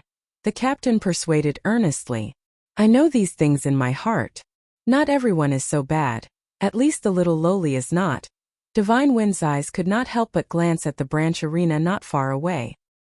He secretly said in his heart, Little lowly, don't let me down. I believe that you will definitely be able to join me in the B-class hunting team. King, the purpose of our trip is less than the competition. The most important thing is to find the location of the ancient tomb. We have already found a few local gravediggers. I believe that under their investigation, the ancient tomb will soon be found. If you can get that divine object, your summoning skill will definitely reach a higher level. The captain showed some joy. They had followed the Divine Wind King from the immortal residence to Zhou State. Seeing that the deadline for completing the mission was getting closer and closer, they could not help but become excited. However, Divine Wind's face was indifferent. Her mind had already flown to the competition on the other side. Yun Shang and the others' first round of assessment was about to begin. But just before the assessment began, Fengque cautiously asked Yun Shang if she wanted to participate in this assessment. Yun Shang knew what Fengque was worried about. Boss Feng, you don't have to worry. In addition to saving people, A doctor is also the person who has experienced the most life and death situations in the world. I am far stronger than you think. Yun Shang's face was still rippling with 2 dimples when she spoke, looking harmless and cute. Feng Kuo and the others did not believe her words. How old was Yun Shang? Could it be that she had seen more dead people than them? But no one doubted Yun Shang's words. When she spoke, the vicissitudes of life and death appeared between her eyebrows, which made people's hearts beat abnormally. Yun Shang still remembered that when she had just learned medicine, there was a period of time when Yun Shang didn't even want to learn medicine again after encountering her first patient's death from ineffective medical treatment. When Yun Shang's grandfather learned about it, he only told Yun Shang one sentence: as a doctor, it is your duty to let the patient live and let the patient die painlessly. Seeing that Yun Shang was fine, the few of them began their assessment competition. The referee for Yun Shang and the others was still Zhang Zian. At the 9th Division Arena, the sea-level hunter assessment begins. Both teams, please come out. The 4 members of Huang Teng's hunter team came out one by one, but the trench hunter team did not move at all. Magic double cultivator, Feng Kuo, warrior Wenren Xiu, magician Mu Nanyan, summoner Yun Shang. Since Yun Shang had already let Xiao He appear just now, she did not hide it this time and directly let Xiao He follow beside her. There was no suspense in this competition. The so-called top existence of Huang Teng's sea-level hunter team was incisively and vividly displayed in this battle. They did not give the other party any time to breathe and directly defeated the 4 hunters from the other team. They passed the first round of assessment smoothly. Chapter 157. After the first round of assessment, Boss Feng treated Huang Teng and the others to a good meal. While the others were toasting, Yun Shang found an excuse and walked out of the inn. Yun Shang, who had used disguise magic, looked like a 15 or 16-year-old girl. She was dark and thin with an ordinary appearance. She was the kind of person who could be easily found in a crowd. Boss, how much is the fresh beast meat? Yun Shang walked to a beast meat shop in Daoi Mountain City. Because of the frequent appearance of hunters, there was also a large amount of fresh beast meat and beast bones for sale here. Little girl, what kind of beast meat do you want? This shop only sells beast meat of rank 3 and above. Do you want fresh or frozen? The boss saw that there was a customer and enthusiastically introduced. On the boundless continent there were no modern machines or equipment. The so-called frozen meat referred to the frozen meat that was enchanted with water and ice magic. This kind of meat was much cheaper and tasted bad. It was specially eaten by summoners or mages who were short on money but also raised beasts. Yun Shang sent Puffed Egg and Xiao He into the Linglong Beast Tower to cultivate. During the cultivation period, the 2 beasts needed a large amount of beast meat to replenish their strength. Although Puffed Egg and Xiao He were not big in size, their appetite was comparable to that of a strong man like Boss Feng. Eating 10 to 20 caddies of beast meat in a meal was considered a small matter. Yun Shang now had 3 mouths to feed. In addition, she bought a new magic scroll waterbine the day before yesterday. She really did not have many gold coins on her. How much is the price of the 2 kinds of beast meat? Yun Shang pondered. Rank 4 beast meat, starting from 10 caddies. Frozen meat is 250 gold coins for 10 caddies. Fresh meat is 400 gold coins for 10 caddies. The boss still explained kindly. Yun Shang's face instantly turned bitter. Wouldn't this mean that she would become poor with just one meal? Magical beast meat was a rare commodity on the continent. Those who could afford it were either descendants of aristocratic families, nobles, or high-level hunters. The price of Class 4 magical beast meat was already several hundred gold coins, and Class 5 magical beast meat was over 1,000 gold coins. As for Class 6 magical beast meat, the price was sky-high. For a small summoner like Yun Shang, who even risked her life to raise 2 beasts, one could imagine the pressure she was under. At present, it was impossible for Yun Shang to personally hunt the magical beasts, so there was only one way left. She hesitated for a moment and asked, "Boss, is there a clinic nearby?" Yun Shang had 2 main ways to earn money, either through alchemy or artifact forging. But for artifact forging, with Yun Shang's current strength, she still needed to rely on a cultivation treasure like the magic tower. So she chose alchemy. After all, in her previous life, Yun Shang had a solid foundation in medicine. In addition, she had previously refined hemostatic medicine, detoxification powder, high-grade meditation water, and top-grade moon god water. Her foundation in alchemy could be considered quite solid. Little miss, if you want to see a doctor and buy ordinary finished medicine, then there's no one else but the Medicine Emperor Pavilion. The clinic is at the southernmost part of the street. The boss didn't neglect Yun Shang because she couldn't afford the magical beast meat, and pointed the way for Yun Shang. In the continent's medicine system, the Medicine Emperor Pavilion was fully deserving of being the king. Yun Shang had also guessed this point. Because of Dr. Fan, Yun Shang didn't have a good impression of the Medicine Emperor Pavilion. But now that she had the disguise magic and was in Daoi Mountain City, she didn't mind. Yun Shang arrived at the Medicine Emperor Pavilion in Daoi Mountain. From afar, she could see a magnificent clinic with glazed roof tiles and gilded beams. Daoi Mountain, as the hunting citadel, had the highest number of hunters coming and going every year. The number of people who came to the clinic for treatment was also endless. Yun Shang walked into the Medicine Emperor Pavilion. Just as she was about to enter, she saw a 13 to 14-year-old girl begging the doctor of the Medicine Emperor Pavilion. "Dr. Qi, this medicine is very important to me. My father depends on it to save his life. I beg you, you must help me refine this medicine." The girl wasn't old, but she was very good-looking. Looking at her manner of speech and temperament, she didn't seem to be from a poor family. It was just that the clothes she was wearing were very old. Shoo shoo shoo, how many times have I said it? The Medicine Emperor Pavilion doesn't accept customized medicine. Lin Yao, I think it's better for you to get married early and throw away your sickly father. Your father's illness, let alone a single medicine, even if he ate 1,000 of them, they still wouldn't be able to cure him. That doctor had a yellowish complexion and a lustful gleam in his eyes. With a single look, one could tell that he wasn't a lecherous person.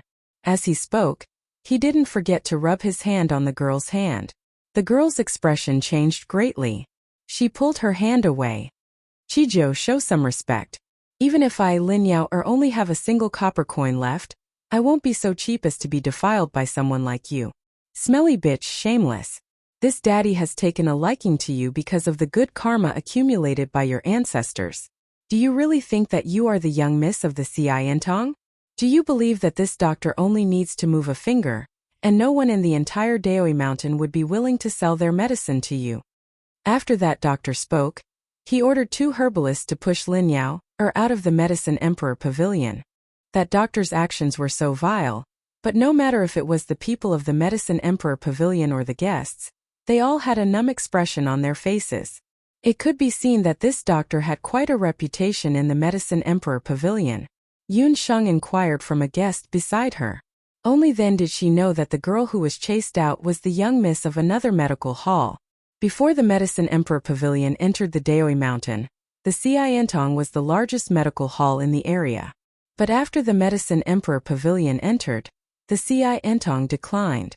The original doctor of the Xiantong, who was also Lin Yao's father, also fell ill because of this. Lin Yao was a beautiful girl. After her father fell ill, she took over the business of the medical hall. It was a pity that she was so young and had to bear the burden of supporting her family. Her father's illness required a large amount of medicine to recuperate. The doctor of the Medicine Emperor Pavilion, Chi-san, accidentally met Lin Yao and had evil intentions towards her. Not only did he fail to flirt with her, he even wanted to take her as his concubine. Lin Yao naturally refused, and Chi-san used all sorts of excuses to bully Lin Yao. This time it was unknown where Lin Yao got a prescription from, saying that it could treat her father's illness. She went to the Medicine Emperor Pavilion to request for help to concoct a custom-made medicine, but was humiliated by Chi-san instead. After Yun Shang heard the whole story, she glanced at Chi-san's ugly face and silently walked out of the Medicine Emperor Pavilion. From Yun Shang's point of view, the Medicine Emperor Pavilion was stubborn. With scum like Chi-san appearing one after another, the foundation of the Medicine Emperor Pavilion was already shaken. It was only a matter of time before it collapsed. She didn't mind stepping on its shaky foundation a few more times. Just a few steps later, Yun Shang caught up with Lin Yao. After being chased out of the Medicine Emperor Pavilion, Lin Yao had a sad expression on her face. Her eyes were lifeless as she walked on the streets in a daze. Miss Lin, take care. Lin Yao heard someone calling her name from behind. Turning around, she saw a young lady standing in an alley not far away, smiling as she waved her hands at her. Chapter 158. Seeing that the other party was a woman who looked very kind, Lin Yao walked over. Miss Lin, I just heard you talk about your father's illness in the clinic. Does he have rheumatism? Yunsheng asked kindly. She had glanced at Lin Yao's prescription just now. White bamboo, black stone, black tortoiseshell, and so on were all medicines that were good for qi and blood circulation. In modern times, these medicines were used by traditional Chinese medicine doctors to prescribe to old rheumatism patients. Rheumatism? This sister, I don't know what rheumatism is. Lin Yao saw that Yunsheng was 15 or 16 years old. She spoke very elegantly, so she thought that she was not a bad person. It seemed that the name of rheumatism in the Wuji continent was different. Yunsheng rolled her eyes and said, I was being rude. Rheumatism is actually a name in my hometown. Its symptoms are mostly red and swollen joints, sometimes cold and sometimes hot. After many years, the joints will change and turn black, and you won't even be able to walk on the ground at all. Especially these days, your father must be sick to the bone, and can't sleep at night. After listening to Yunsheng, Lin Yao screamed. She grabbed Yunsheng's hand because of excitement. You, how do you know? Miss, are you also a doctor? My father has had this disease for 3 or 4 years. I have looked for famous doctors everywhere, looking for various prescriptions, refining medicine and making medicine, but there is no way to cure it. Rheumatism is a chronic disease. Can't be cured just by taking medicine. Take me to see your father's illness. I think I have a way to cure his illness. Yunsheng and Lin Yao returned to the little Xiantong. It was an old clinic. Although it had declined, it was not difficult to see the scale of the clinic in the early years. In the shop, there was only an old shopkeeper and a 10-year-old herbalist. Seeing Yunsheng looking around the empty clinic, Lin Yao said embarrassedly, After my father was seriously ill and couldn't walk, I could only take care of the clinic. I am not proficient in medical skills, so the business of the clinic has deteriorated. Although Lin Yao said this, judging from the layout of the clinic and the respectful attitude of the people in the clinic, this 13 or 14-year-old girl was not just good-looking. She was also a very capable person. Lin Yao led Yunsheng into the inner room. The room was stuffy, and there were 2 magic arrays in the north and south. Rheumatism was afraid of the cold, and Lin Yao was smart enough to use a fire magic array to keep the room dry and hot. This way it could also relieve the pain. You're also a magician? Only a magician could set up this kind of elementary magic fire array. Yes, I studied at the temple in the neighboring city. Later on, because my father was seriously ill, I dropped out of school and came back. Lin Yao nodded obediently. Lin Yao's father, Dr. Lin, lived here. He was 40 years old this year and should have been in the prime of his life. However, after years of suffering from illness, he was as thin as a skeleton. From his appearance, he was old enough to be Lin Yao's grandfather. Yunsheng couldn't help but secretly nod. Lin Yao was a very flexible person. Although she came from a family of doctors, she subconsciously knew how to integrate magic with her family's medical skills. Her point of view and method coincided with Dr. Fan's. Yunsheng asked Lin Yao to help Father Lin up. She saw that the joints of his hands and feet were swollen and were twice their original size. The 2 joints of his feet were red with a tinge of black. If the joints were completely black, the nerves inside would die, and Father Lin's legs would be equivalent to being disabled. Fortunately, we discovered it early and can still treat it. Go find a large wooden tub for bathing and prepare some hot sand in it. Although Lin Yao didn't know what Yunsheng was going to do, she still followed her instructions and immediately prepared the tub. Lin Yao and Yunsheng had only exchanged a few words, but she didn't know why, but she had an inexplicable trust in Yunsheng. After the sand and wooden tub were prepared, Yunsheng and Lin Yao helped the thin and weak Father Lin into the tub. It was like taking a bath.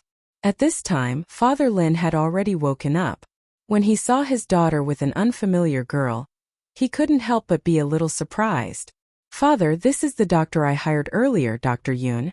She said she can cure your illness. Lin Yao wasn't stupid. She had already seen Yunsheng's doctor's card. After Father Lin sat in the tub, his body quickly turned red and his face twitched in pain. "Miss, what kind of treatment method is this?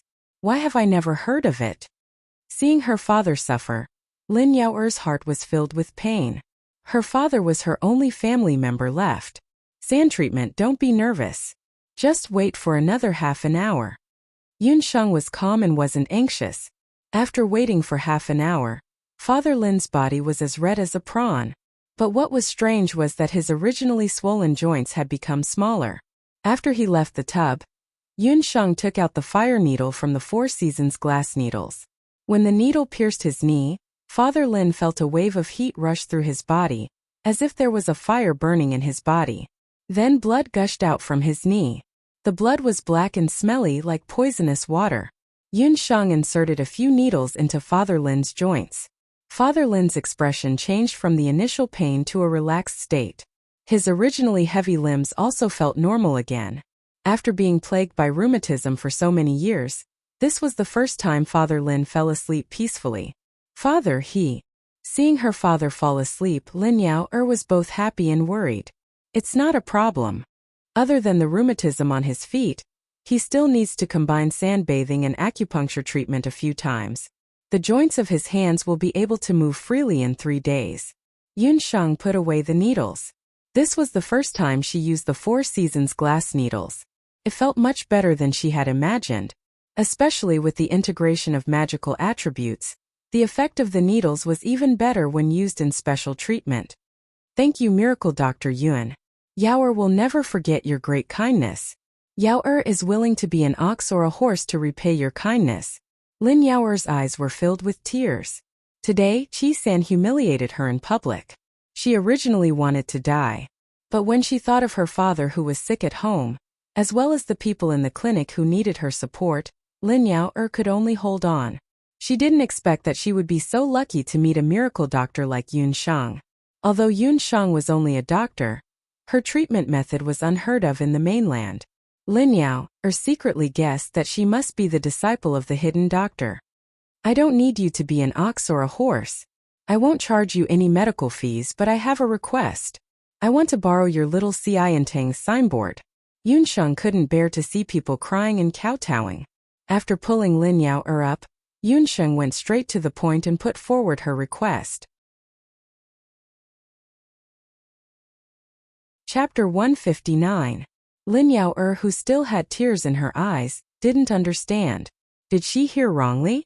Just now Miracle Dr. Yun said that he wanted to borrow the signboard of Xiantong? What did he mean by that? The golden signboard of Xiantong had long been worthless. If it was 10 years ago, when her father was still healthy, Xiantong could be considered as a first-class medical center in Mount Daoi.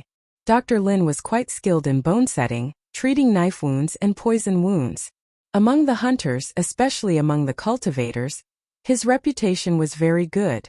But after the Medicine Emperor Pavilion came in, coupled with Dr. Lin's illness, everything was different.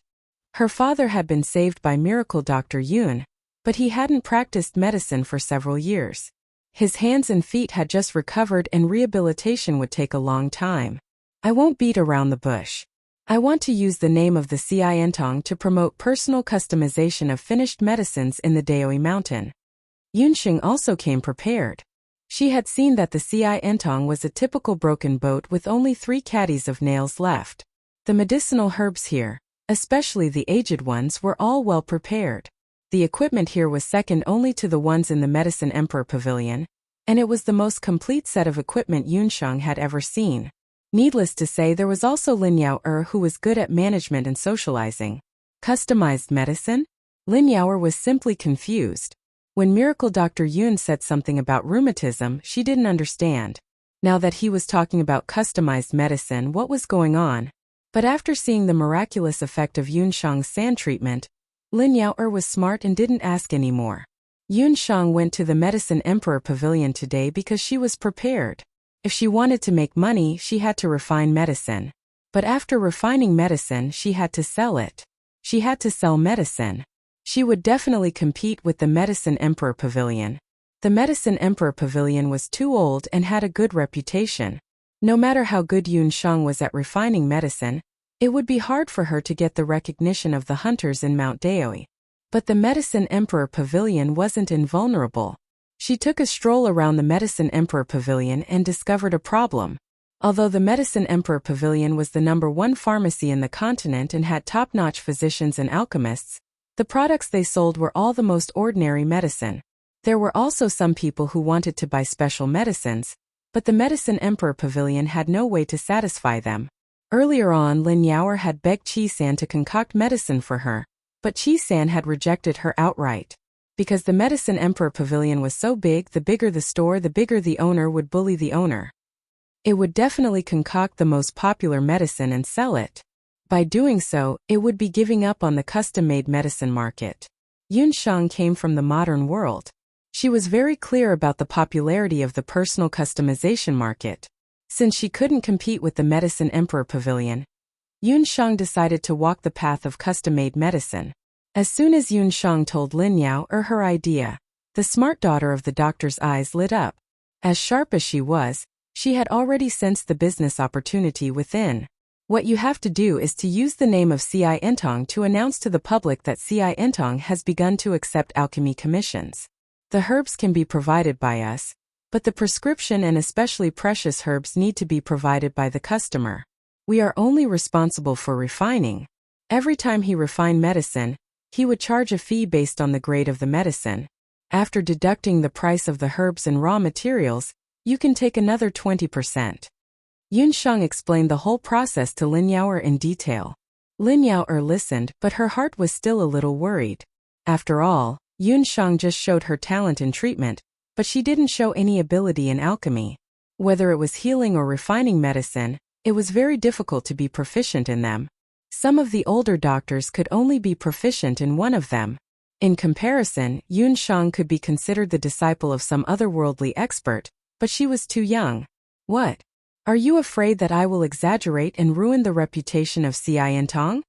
How could Yun Shang not know what Lin Yaoer was worried about? Earlier, when Dr. Lin was seriously ill, Lin Yaoer wasn't worried about the reputation of CI Entong. But now that Dr. Lin's health was better, she must think about reviving CI Entong. Lin Yaoer couldn't help but feel guilty in her heart. This is the potion I refined. Yun Shang took out a bottle of meditation water. After refining the best quality potion, Moon God Water, Yun Shang became more proficient in alchemy. Although Lin Yaoer didn't have much experience in alchemy, she grew up in CI Entong since she was a child. With such a color and fragrance, it must be a high-level potion. Lin Yaoer's suspicions about Yun Shang were immediately dispelled when she casually took out a bottle of high-grade medicine. Early the next morning, a big notice was hung at the door of CI Entong. It said, "Starting today, CI Entong will begin to accept customized alchemy. For specific matters, please come to the medical hall to discuss in detail." In addition, Lin Yaoer also ordered the herbalist in the shop to post relevant notices in the restaurants and tea houses in Daoi Mountain. Soon Qi-san and the others in the Medicine Emperor Pavilion also learned the news. After Qi-san got the news, he was not angry but happy. Lin Yaoer, that little girl is really tired of living. She can even do such a big thing.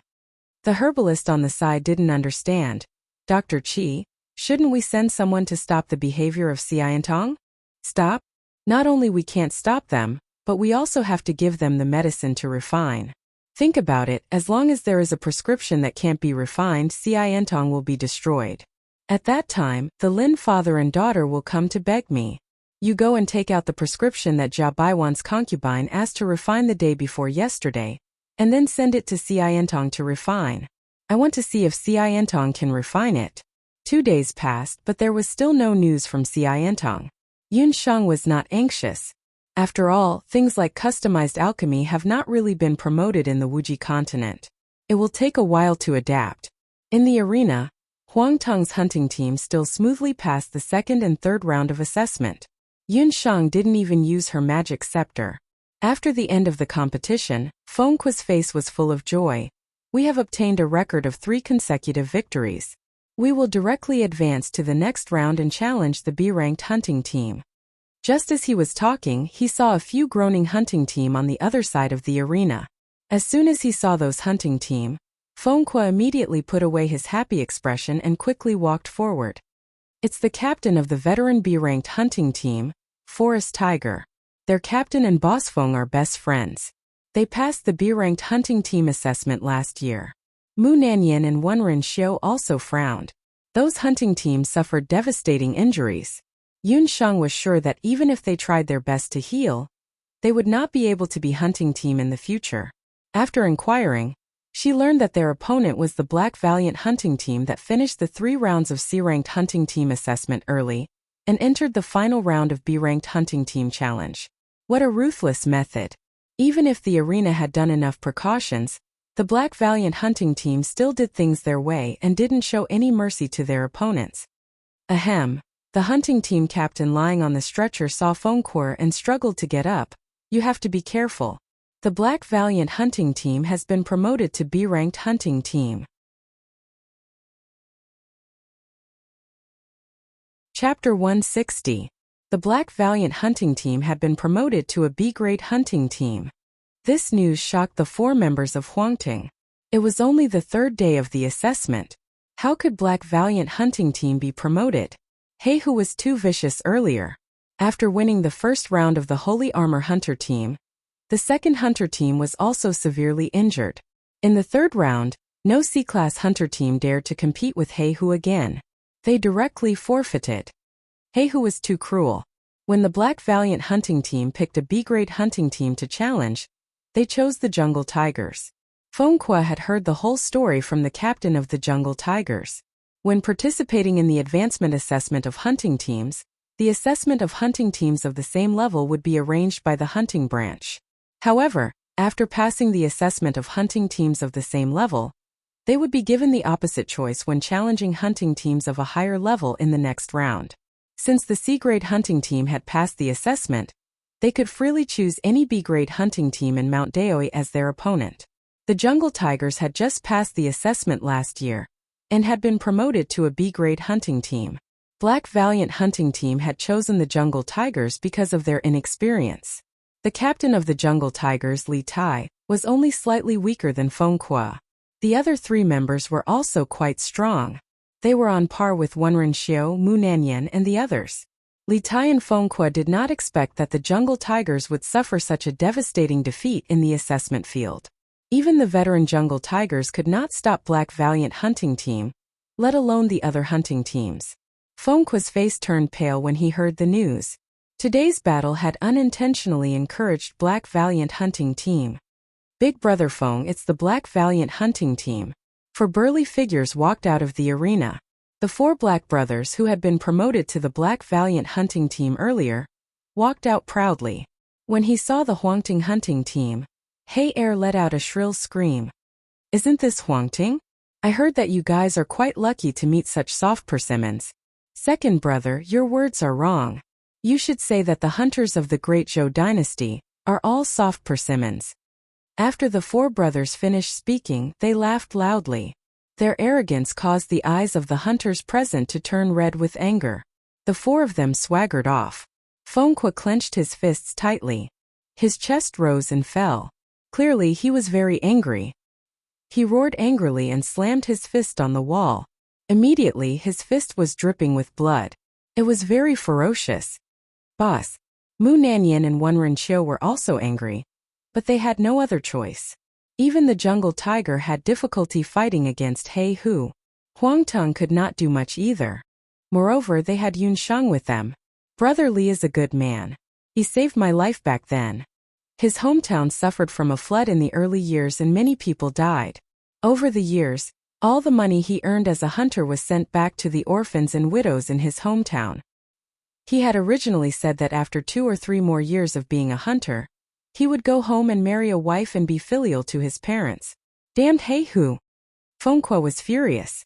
If it weren't for Wenren Xiu and Mu Nanyan stopping him, Fengque's fist would have been injured badly.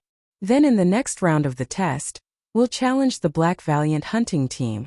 A clear and abnormally loud voice interrupted Fengque's actions. Little Sheng, what did you say? You're saying that we'll challenge He Hu? Wenren Xiu's face twitched strangely. That's right. Anyway, we'll have to choose a B-grade hunting team for the next round. Hey who knows how to challenge the jungle tiger, who has the least experience, so we'll follow suit and choose a hunting team with the least experience. There shouldn't be any B-grade hunting team with less experience than Hey who. Yun Shang blinked as if what she said was a simple truth. Little Shang, but you've seen the Black Valiant hunting team's ability. Do you think we can win? In fact, not to mention Yun Shang, the idea of cutting the Black Valiant hunting team into pieces had flashed through the minds of Huang Tung and the other 200s of times. The biggest uncertainty in the battle between Huang Tung and He Hu was Yun Shang. In the previous 3 rounds of the assessment, Feng Kuo had protected Yun Shang tightly. However, everything would be different if they were to face the powerful He Hu. The opponent's summoner is a scepter summoner. I'm also a scepter summoner. If it doesn't work, I'll summon the puffed egg. Yun Shang looked confident. Yun Shang's biggest advantage was that everyone thought that her beast was Xiao He, who was always by her side. The puffed egg was her last life-saving talisman. When the 3 heard this, they felt that it made sense. In the worst-case scenario, if Yun Shang summoned her evil beast egg, the cry would be enough to make He Hu suffer. Little Shang, let's make a deal. If there's an unexpected situation, you don't have to care about winning or losing. Just ask the referee for help. Feng Kuo felt guilty when he thought about letting Yun Shang take the risk with them. However, the idea of killing He Hu and fighting for the honor of the Forest Tigers hunting squad and the Great Zhou hunting squad was still the upper hand in the end. After making the decision, Feng Kuo went to the hunting team to confirm the matter of challenging the Black Valiant hunting team. However, half an hour later, in the Daoi Mountain wherever there were hunters, there was a piece of news. The veteran hunting team C. Huang Tung was going to challenge the new hunting team B. He Hu. This was, without a doubt, the most eye-catching match in the hunter team competition so far. In the arena, the dominating Soul hunting team, who had just been released from the ban, completed their second round of assessment. Oh, you mean Huang Tung is going to challenge He Hu? After being repeatedly reminded by Batu, Divine Wind finally behaved this time. The other members of the dominating Soul hunting team were also very strong. Basically, Divine Wind could win just by squatting on the side. It was only a matter of time before they were promoted to a hunting team B. King, you don't seem to be worried about that little girl. This subordinate sees that you are quite concerned about her. During the few days when the dominating Soul hunting team was banned, Divine Wind went to the hunting team branch every day to seduce them with his beauty. He had already found out about the hunting team's assessment. During Huang Tung's matches, he personally went to the scene to cheer. However, he was stopped by General Batu, who risked his life to remind him to pay attention to his image and maintain the dignity of the immortal residents' royal family. After all, the immortal residents in Zhou State were not friends. It was better not to cheer for the enemy's hunting team. That little girl will be fine. She is very clever. However, I am very curious about what her summoned beast is. Xiao He beside her doesn't have a summoning mark on it. Divine Wind rubbed his chin. Divine Wind was probably the only person besides Huang Tung's group who knew that Yun Shang's summoned beast was not Xiao He. Divine Wind decided that when Huang Tung was going to fight against He Hu, he must bring a small stool to the branch arena early to cheer for Yun Shang. Chapter 161. The challenge with He Hu was set for the day after tomorrow. There were 2 days in between for Huang Tung and the rest to rest. After Yun Shang heard the news, she secretly went to look for Wenren Xiu. Little Shang, if you want to borrow money, no problem. How much is it? Just let me know and I will give it to you. Wenren Xiu patted her chest and promised. I want to borrow 200,000 Empire gold coins. Yun Shang did not hesitate and asked for an exorbitant sum. 200,000, no problem. What do you want so much gold coins for? Wenren Xiu's family background wasn't bad. If she hadn't met Feng Kuo, she would have been a typical profligate son of Jade Capital. Therefore, the first person Yunxing thought of borrowing money from was Wenren Xiu. Of course. I saw someone in the inn today betting on the outcome of our battle with He Hu the day after tomorrow. The odds are really high. For the battle 2 days later, Feng Kuo asked them to cultivate in seclusion in the inn and adjust their condition to the best. Therefore, Wenren Xiu really didn't know what happened outside. Wherever there were people, there would be gambling. The gambling around the arena of Mount Daoi had been going on for a long time. The hunting branch turned a blind eye to it. This time the challenge between Huangting and He Hu was much more popular than any of the previous years. It was even more eye-catching than the competition held at the main venue at the same time.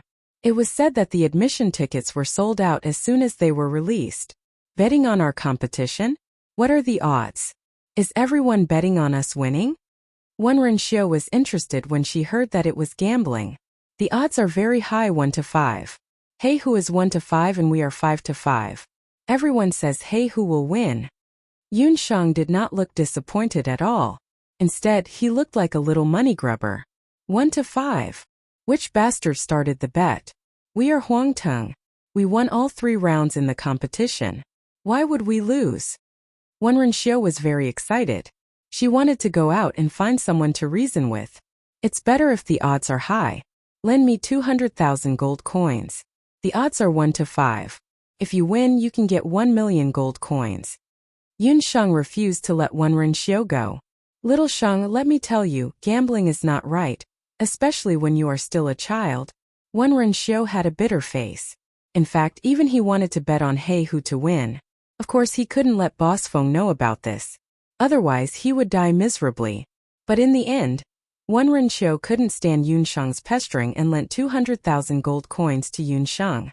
Yun Shang promised that she would return the money immediately after the competition.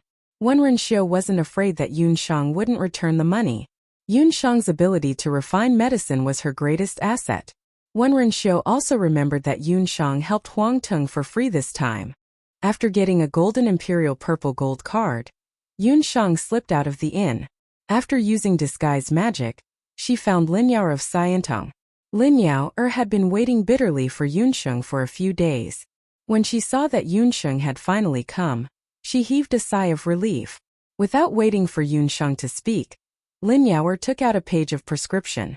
Lin Yao had released the notice of custom-made medicine for several days. On the first day there was no reaction at all. But early this morning, not long after the medical hall opened, a businessman came to the door. He brought an intermediate-level prescription and a deposit of 100 gold coins. This was the first custom-made order that Lin Yao received. She couldn't help but be excited. Hearing that a custom-made customer came to the door, Yun Shang took the prescription and looked at it. I've seen it. The difficulty of the prescription is not high. It's only an intermediate-level medicine. You should be able to refine it. Lin Yao looked forward to it.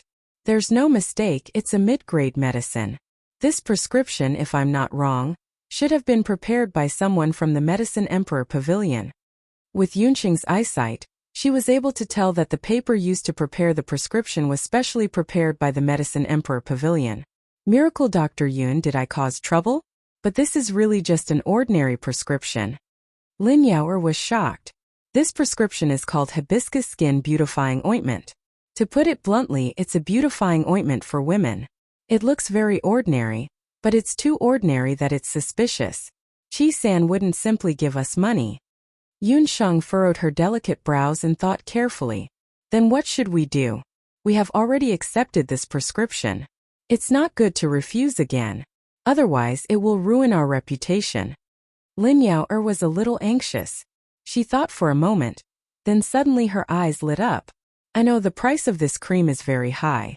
There are only a few people in the city who can afford it. I'll send someone to inquire about it. I'll know who bought this cream recently. Lin Yao didn't panic. She sent someone to inquire about it. Sure enough, the news soon arrived. Miracle Dr. Yun's guess is right. That traveling merchant is a fake. The cream was originally used by the 7th concubine of Jia Baiwan. Who would have thought that after she used it, a lot of small rashes appeared on her face. Jia Baiwan was angry. He ordered the Medicine Emperor Pavilion to refine a new hibiscus skin beautifying cream. Chi-san studied it for a few days, but he couldn't find a way to restore Jia Baiwan's concubine. He had no choice but to send the prescription back to the Jade capital and wait for the news there.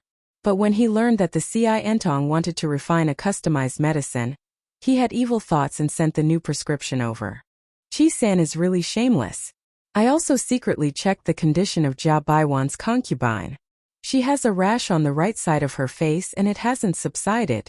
I've already invited many doctors, including the doctors of the Medicine Emperor Pavilion, but they are all helpless. Lin Yaoer was incomparably anxious. Yaoer, you don't have to be angry. Tell me the situation of the rash on her right side first. After Yun Shang inquired about it carefully, she quickly came to a conclusion. Bring the prescription over. I'll refine a new medicine. After the medicine is refined, there's no need to hand it over to the Medicine Emperor Pavilion. You can directly send it to the Jia residence. Yun Shang was sure that the concubine was allergic. In the prescription of the Medicine Emperor Pavilion, there were several kinds of flowers and herbs. Ordinary people wouldn't be affected by it. It could also achieve the effect of beautifying the skin. But if it was used on someone who was allergic to pollen, they would have a rash on their face. It would be itchy and it would be an allergic reaction. She only needed to replace the several kinds of flowers and herbs, and then use part of the light element to refine the new plaster. The concubine's allergic symptoms would be easily solved. After the plaster was refined, it was sent to the Jia residence. Yun Shang called Lin Yaoer over. You don't need to worry about the plaster. I have some money here to give you in advance. Help me find a shop in the city that you are familiar with. Be sure to get everything done before the military hunting competition the day after tomorrow. Lin Yaoer looked at the thing that Yun Shang handed over. It was an imperial purple card. Chapter 162. If Lin Yaoer was just surprised to see a huge empire purple gold card, then she was very surprised to see the shopping list Yun Shang gave her. A purple gold card with 100,000 gold coins was still okay. Although Yun Shang's identity and background were still unclear, with her magical medical skills and alchemy skills, she didn't have to worry about food and clothing everywhere. It was reasonable for her to be rich. But what's with this shopping list? 500 blank magic memory discs, 10 baskets of tomatoes, cabbage, eggs and stones, 10 writers and storytellers, 5,000 pieces of Xian paper, some good brushes and beast blood ink. This was the strange shopping list Yun Shang gave Lin Yaoer. Lin Yaoer grew up in Daoi Mountain. She was very familiar with the various connections in the city. She was also a smart and cautious person. Although she was very puzzled by Yun Shang's strange shopping list, she still bought all the things at the lowest price before dark. That night, Yun Shang brought a group of storytellers and writers to work overnight. At dawn the next day, the storytellers and writers all went out.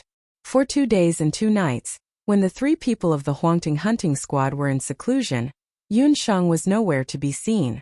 Until noon the day after the day, the 3 people of Huangting, who were full of energy, and Yun Shang, who kept yawning, gathered together. Today's battle is very important for us, Huangting. But there's one thing: where there's life, there's hope. No one can blindly advance during the battle, especially Yun Shang's safety. We have to pay attention at all times. Feng Kuo used the dignity of the captain. Even when facing a difficult task, Feng Kuo had never been so serious like today. Because he understood that he was facing the Black Hussar hunting squad, which was 10 times more ferocious than magical beasts. Yes, Boss Feng, the remaining 3 people said in unison. Wen Renxiu winked at Yun Shang. She was asking if Yun Shang had bet all her money. Yun Shang nodded with a faint smile. The 4 of them were ready to go. They left the inn and headed towards the hunter arena. Along the way, they saw the hunters walking towards them, regardless of whether they were spectators or participants of the competition on the same day, nodding at them in a friendly manner, causing them to be puzzled. Since when did the Huangting hunting squad become so popular? Huangting, I have faith in you. Huangting, you have to hold on. You have to beat up those later Qin dogs until they can't even recognize their own parents. Huangting, the dignity of the hunters of Zhou State depends on you to defend it. In the end, some of the old hunters came over and cheered for Huangting. I say, I've only been in seclusion for a few days. Could it be that I've become more handsome? Why are there a bunch of people giving me flirtatious looks? It's making me feel embarrassed. Wen Renxiu almost took out a mirror to admire himself. He thought that it was normal for him to receive some flirtatious looks and kisses from female hunters because of his decent looks. However, at this moment even some old men were giving him flirtatious looks. This was really not right. It has nothing to do with your looks. The answer is here. Mu Nanyan had a piece of paper in her hand, which was handed to her by a hunter just now. Black Hussar Hunting Squad, Beast Hunting Squad, Public Enemy of Zhou State Hunting Squad. After a line of big titles, there was a piece of promotional paper written like a legendary novel. On it, there was a description of the bad deeds of the 4 members of the Black Hussar Hunting Squad since their debut in Indelible Beast Blood Inc. From the moment they came to the arena of Mount Daoi, they would injure and kill people in every game, to the Hay brothers' thievery and cheating of the old, weak, women and children since they were young. Everything was written very vividly. The person who wrote it was also very good. The story was written very realistically. After reading this page, any human would gnash their teeth at the Black Hussar, and any beast would roar at the Black Hussar. Not only that, I also heard that there are storytellers in restaurants, inns, and even markets talking about the various deeds of the Black Hussar. Someone said that the Black Hussar of later Qin came to Mount Daoi this time, seemingly to participate in the assessment, but in fact, he came to eliminate dissidents. He was secretly sent by later Qin to strangle the backbone of the hunters of Zhou State. Fengque also heard a new piece of news. In addition to the Black Hussar's brutal actions, all the rumors were mixed together. The entire Mount Daoi, from the hunters to the commoners, had an extreme resistance to the Black Hussar. However, on the other hand, these rumors that came from who knows where increased the odds of the betting on the battle between Huangtung and the Black Hussar Hunting Squad. The Black Hussar Hunting Squad was very brutal, and it was very likely that they would kill people in the arena. The original odds of 1-5 were forcibly raised to 1-7. This was the first time in the history of the arena that this kind of betting and the support of the commoners had happened. This point even attracted the attention of the Hunters Guild. Since the establishment of the Hunters Citadel, there had never been a hunting squad that had attracted so much hatred. The more people hated the Black Hussar, the more people supported Huangtung. After Huangtung was escorted into the arena like a hero's welcome ceremony, other than Yun Shang, the other 3 people were a little confused. However, everyone quickly put this matter to the back of their minds. After all, the competition was about to begin, and everyone's thoughts were on the competition. Similar to Huangtung, the Black Hussar had also undergone close training in the past few days. From Big Black's point of view, Huangtung was more difficult to deal with than the forest tiger. Although he had the obvious weakness of the doll summoner, the combination of Fengque and Wenren Xiu, and Mu Nanyan's magic support, were all very big threats. They conducted a rigorous analysis of the 3 people, and analyzed the weaknesses of Fengque, Wenren Xiu, and Mu Nanyan clearly. However, no matter who it was, they did not study Yun Shang. Firstly, she was too young. Secondly, there was no data to study. Yun Shang had never been on a hunting mission, and since she had entered the arena, she had not fought once. Just like that, Yun Shang became a research blind spot. After the 4 brothers had thoroughly studied, they were determined to defeat Huangtung. Just as they arrived at the arena, they felt that something was wrong. Along the way, why did everyone look at them fiercely? It was as if they had stolen someone's wife or kidnapped someone's son. Big brother, do you feel that the people around us are weird? Why do they all feel like they want to tear us into pieces? Black 4 was a summoner, and his observation skills were the sharpest. He was also the clearest when it came to people's emotions. He pondered. If looks were knives, the 4 brothers would have thousands of holes in their bodies by now. You're thinking too much. They're all unimportant people. Big Black did not care. Just as he was about to enter the arena, he suddenly felt a chill at the back of his head. It was as if something had hit his head. Chapter 163. Big Hei's first reaction was that it was a hidden weapon. But when he touched the back of his head, he found a yellow liquid and transparent mucus on his hand. He sniffed and smelled rotten eggs. Which bastard dared to hit me with a rotten egg? Big Hei roared. The match between Hei Hu and Huangtung had attracted a lot of attention. With the deliberate exaggeration of a certain black-bellied lowly, it quickly attracted a large number of spectators. In Zhou State, except for a few large A-level hunting groups, all the hunters who didn't have any missions rushed over. But the number of spectators was limited. The spectators who couldn't buy tickets could only wait outside the arena. At this moment there was a sea of people outside the arena. Big Hei couldn't even guess who hit his head with a rotten egg. Damn it, if I find out who hit me, you're dead. Big Hei was furious. Under the comfort of the other three brothers, he barely calmed down. After Big Hay cursed at the crowd for a while, he walked into the arena angrily. At this moment, a pretty young girl with a few children squeezed through the crowd in the arena. She asked the spectators from time to time, "That's the Heihu private squad. They're as fierce and evil as the rumors say. They're just hunters from the Qin dynasty, but they're so arrogant in the territory of Zhou state. If it were me, I'd smash them with rotten eggs, tomatoes, and stones." When the hunters heard this, they thought of Big Hay's embarrassment just now and felt a lot better. One of them, who looked like a fairy, suddenly called out to them, "Hey, do you have any of those things that can be used to smash people? Give me some eggs, rotten tomatoes. Yes, you even have stones. Give me a few baskets."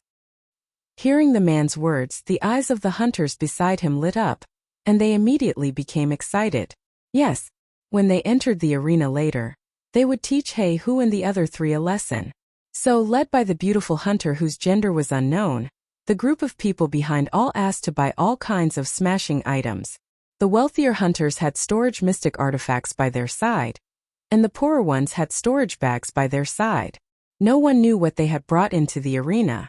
When all the hunters had left, Lin Yao and a few children carried dozens of empty vegetable and stone baskets with a sneaky smile on their faces. A basket of fruits and vegetables that were usually only worth a few gold coins was now worth dozens of times more. It wasn't until today that Lin Yao found out why Miracle Dr. Yun had asked them to prepare a few days ago. Miracle Dr. Yun must be related to the Huangting hunting troupe. In just 2 days, the pressure of public opinion created by the storytellers and writers hired by Miracle Dr. Yun had turned Heihu into a street rat. As the saying goes, one is marked by the company one keeps. Lin Yao had only been with Yun Shang for a few days, but she had already been led astray. In the arena, the referee presiding over the assessment was still his old acquaintance, Lon Lon. Next, let's welcome the Huangting hunting team. As soon as Lon Lon announced, deafening cheers erupted from the entire venue. The hunters shouted, "Huangting will win! Huangting will win!" Fengque walked out with his head held high. Yun Shang was still sitting on Fengque's shoulder, and Wenren Xiu and Mu Nanyan were on the left and right respectively. Let's welcome the Heihu hunting team.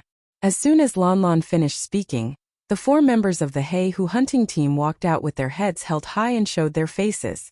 Countless boos could be heard from all directions. Countless cabbage leaves, eggs, and tomatoes were thrown at them. The 4 Heihu brothers were no match for the hundreds of spectators' cabbage leaves, eggs, and rotten tomatoes. Their faces were yellow and red, and they were embarrassed. Even Lon Lon was so scared that she abandoned the 4 of them and immediately fled to a relatively safe corner to avoid this public ray that was coming at them with such ferocious momentum. These people were ruthless. They didn't even throw them away. The cabbage leaves, eggs, and tomatoes were all enchanted with magic and combat skills. "Who?" With a cabbage on his head, Big Hay roared at the spectators.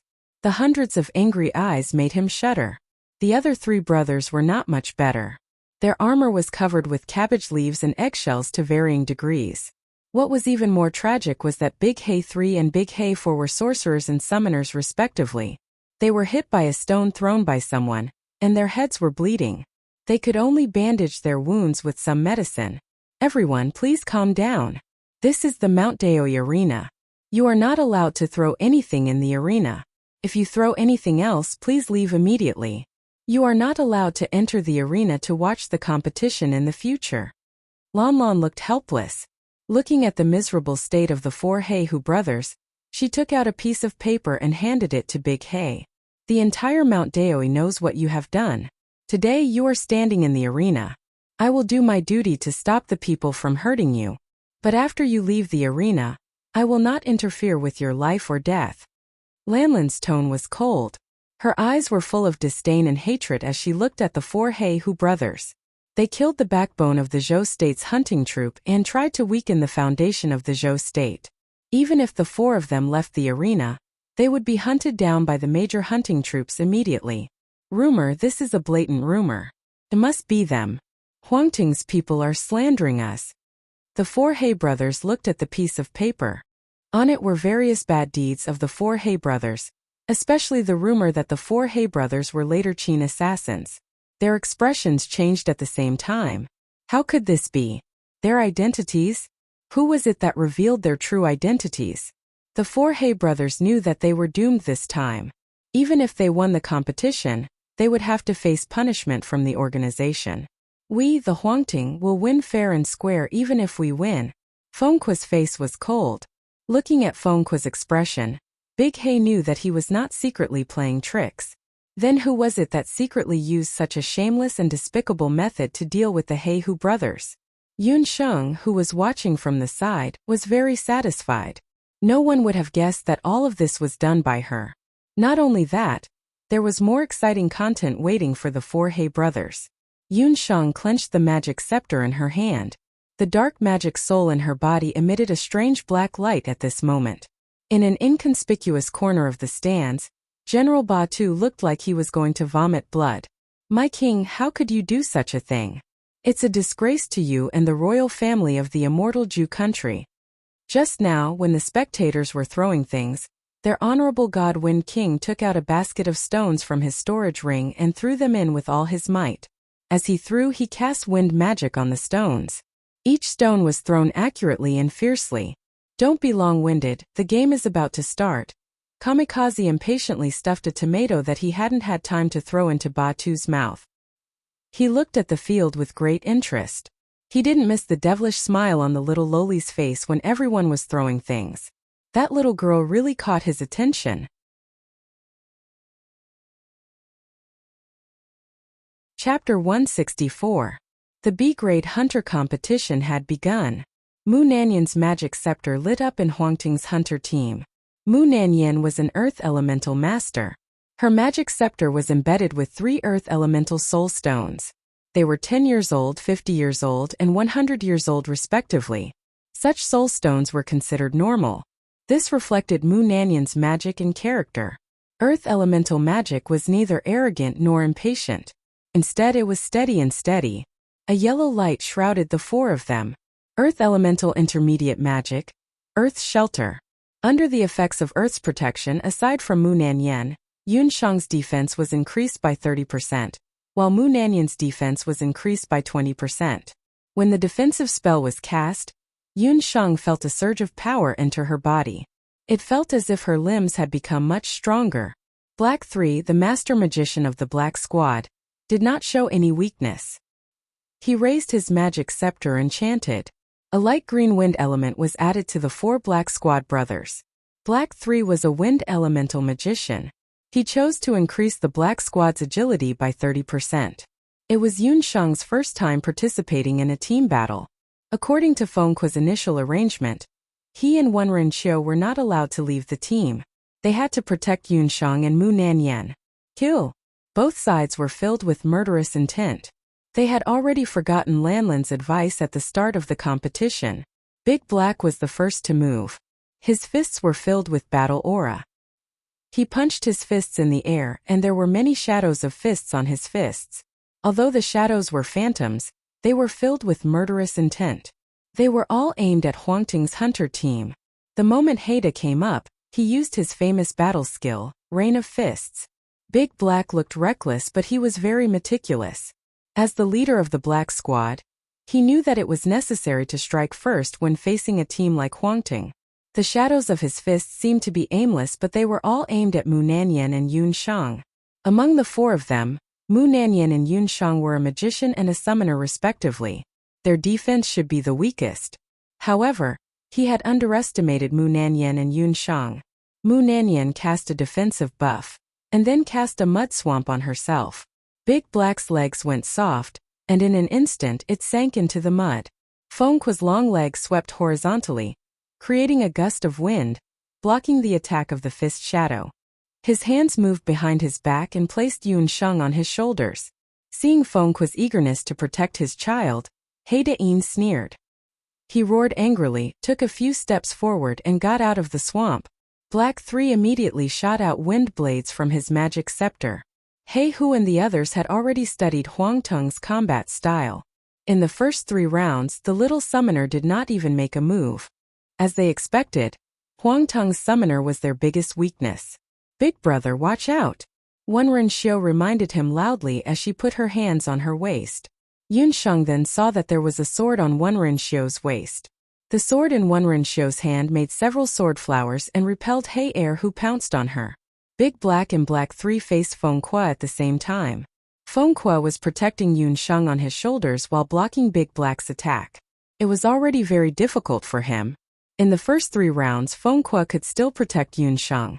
But facing Big Black, whose strength was almost the same as his, and Black 3, who cast strange wind blades from time to time, Feng Kuo quickly showed signs of fatigue.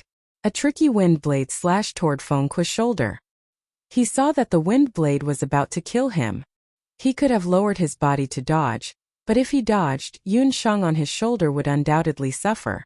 Feng Kuo frowned, but he did not dare to retreat. If he did not retreat, he would have to use his flesh and blood to block this attack.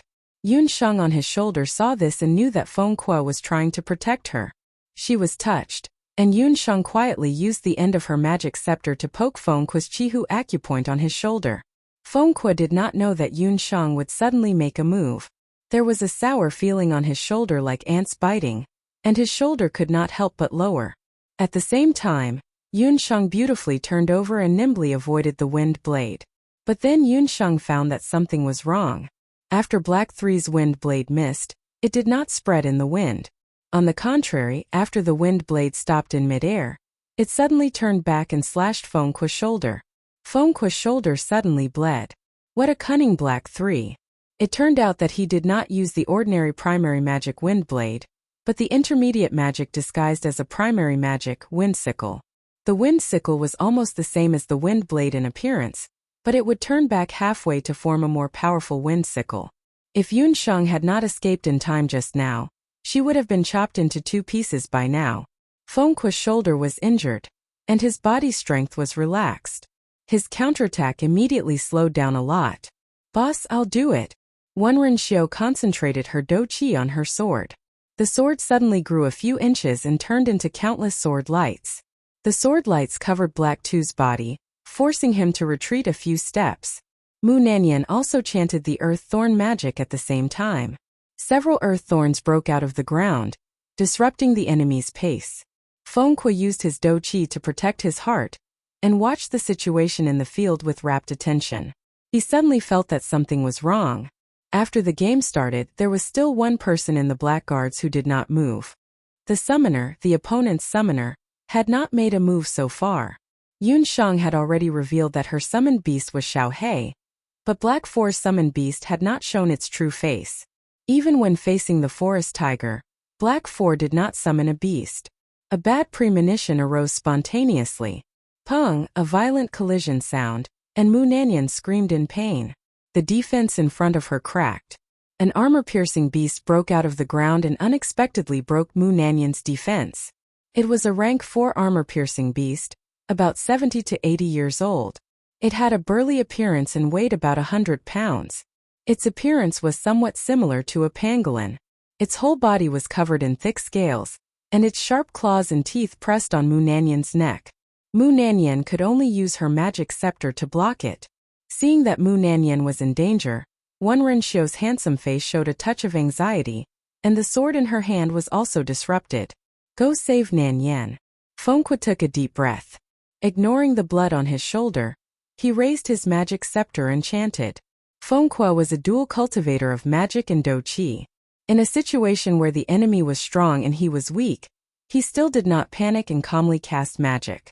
Stubborn for "kill that woman first." Black 4 smiled ferociously. He and Black 3 swarmed forward to entangle Feng Kuo and Wenren. No one was in the mood to pay attention to Yunsheng. "Baby, let them see blood.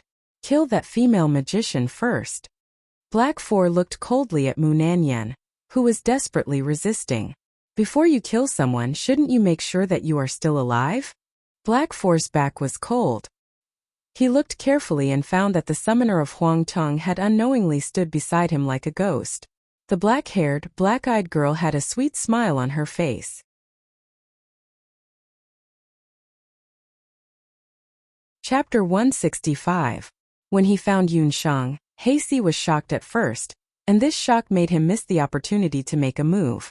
Yunsheng raised her hand, and a very strange-looking weapon flashed.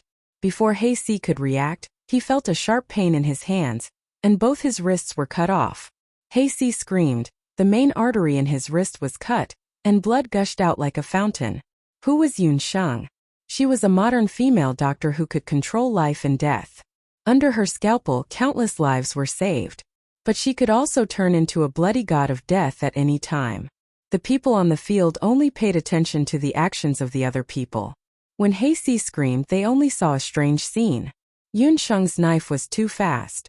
She was the #1 surgeon in the medical university, and coupled with the second level of Trillium hand, her hand speed was several times faster. In other people's eyes, it was just a flash of light.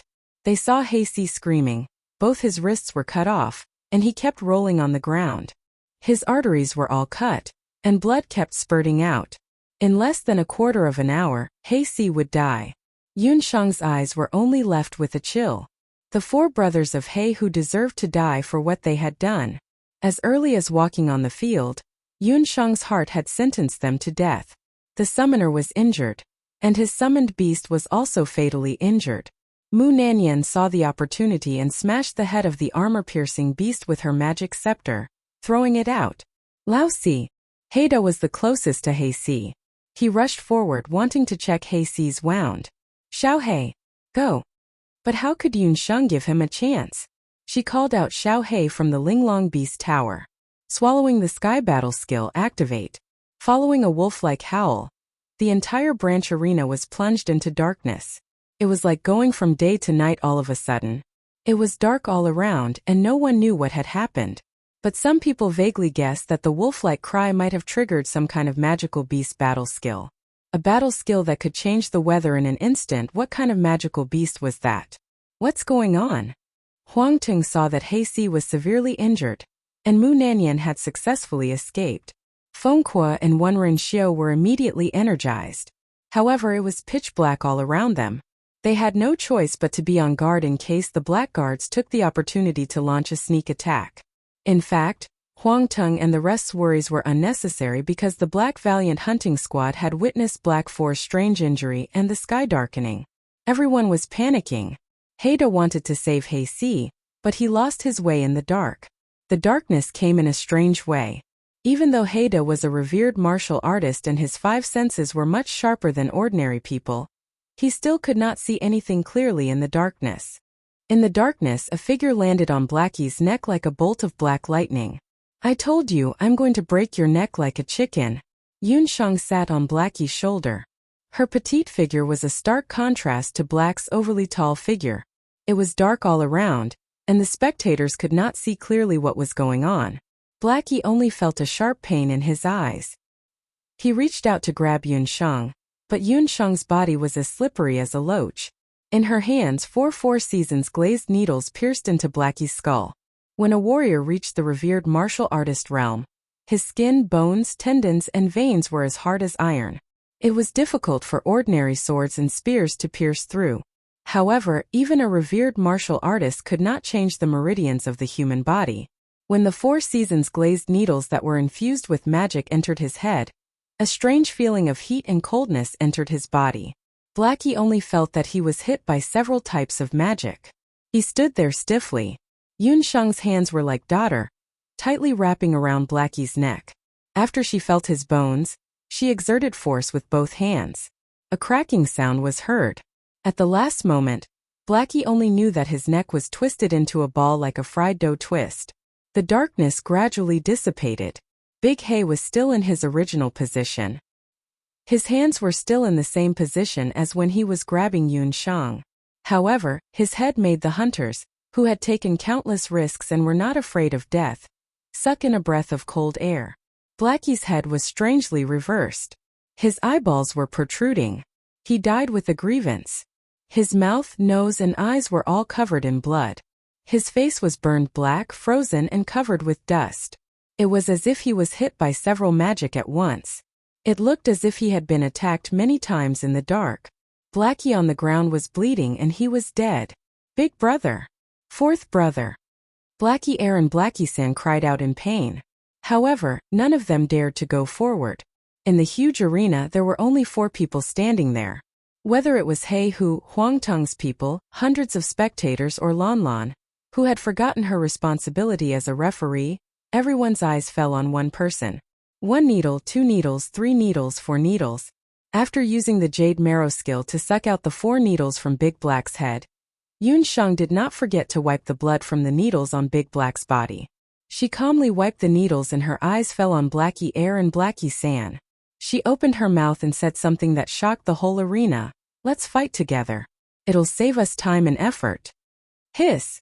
When the people who were listening to the story said this, everyone in the restaurant sucked in a breath of cold air.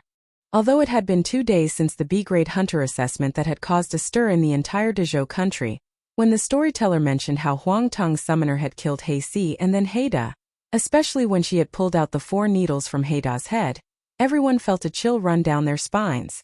It was as if their heads had been pierced by 4 needles. The result of the assessment was no suspense. Huangtung won.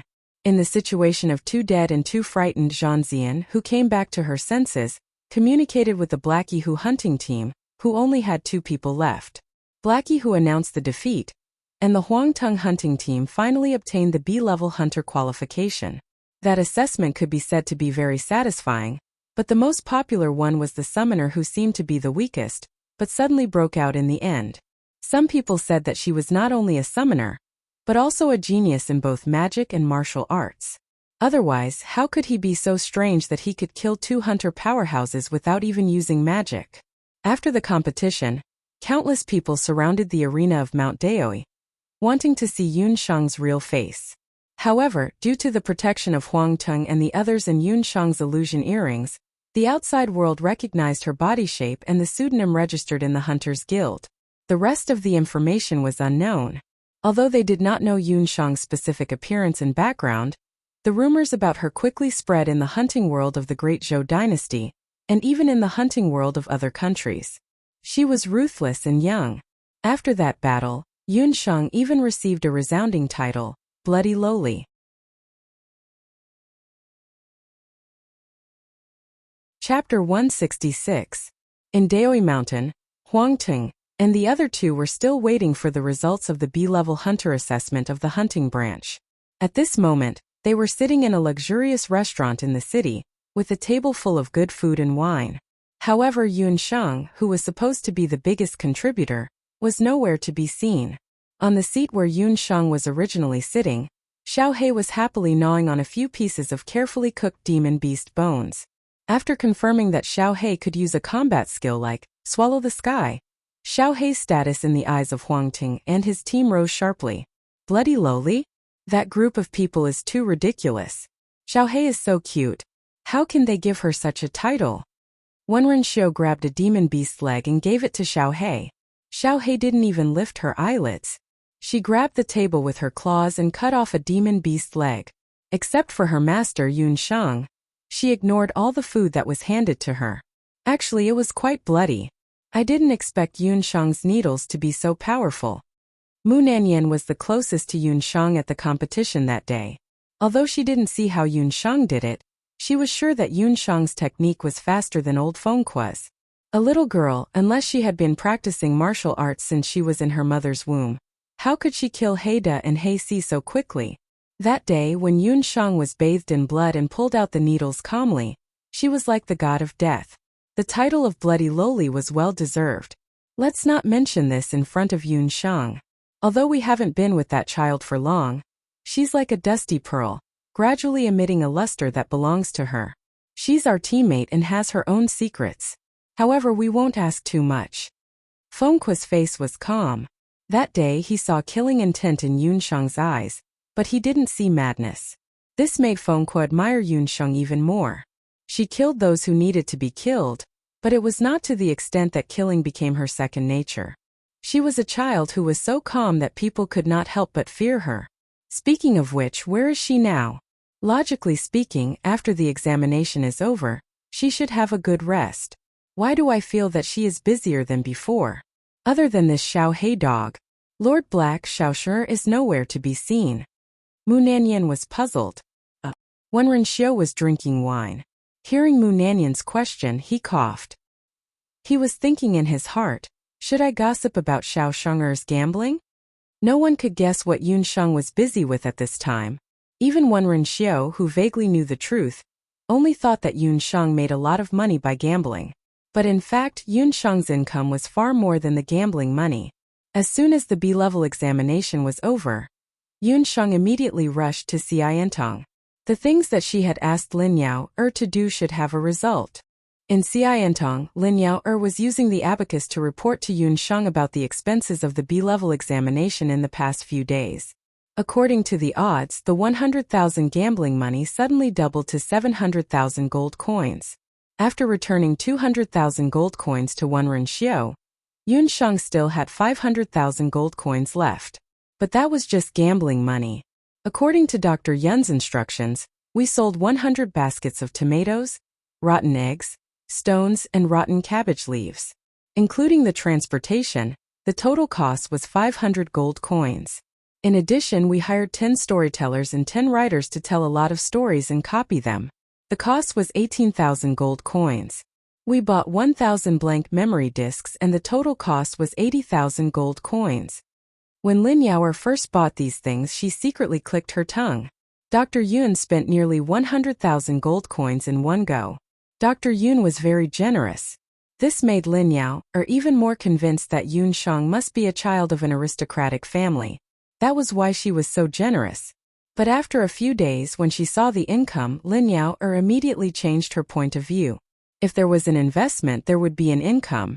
The storytellers and writers spread rumors in the major restaurants, as well as the various paper materials that were copied. The Black Valiant hunting squad was so black that even their own mother wanted to strangle them when they were born. After the competition, the remaining 2 members of the Black Valiant hunting squad left Mount Daoi dejectedly. They didn't even have time to arrange Heida and Heixi's funeral. The 18,000 gold coins were well spent. Those fruits, vegetables, eggs, and stones that were originally sold at a low price also increased by 10 times. They earned a total of more than 7,000 gold coins. But the most impressive thing was the 1,000 blank memory disks. Lin Yao was also a magician. She also knew that the blank memory disks were used to memorize magic. They could clearly record sounds and effects. Other than recording all kinds of magic, their biggest use was for some magic students to record all kinds of magic that their tutors used in class. It was used for revision or to skip class. The price of the blank memory disks was not cheap. One disc cost 80 gold coins. When Yun Sheng bought 1,000 discs in one go, Lin Yao was very depressed. Who would have thought that after the end of the B-level assessment, when the Phoenix Hunter team defeated the Black Valiant team, those hunters who were regretting that they did not have the admission ticket side. However, the memory disc of the B-level assessment was released on the market. Not only did the discs clearly record the entire process of the competition, but it also included the taunts that the Black Valiant hunting squad encountered when they entered the arena. It also included the whole process of the bizarre deaths of Big Black and Big Black. The memory discs were complete and clear. They reproduced the entire process of the competition. So when these memory discs were released on the market, it was immediately snatched up.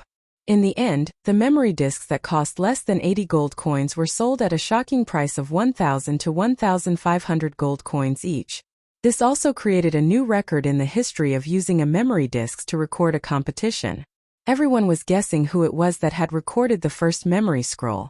1,000 discs of memory discs eventually earned a high return of more than 1 million gold coins.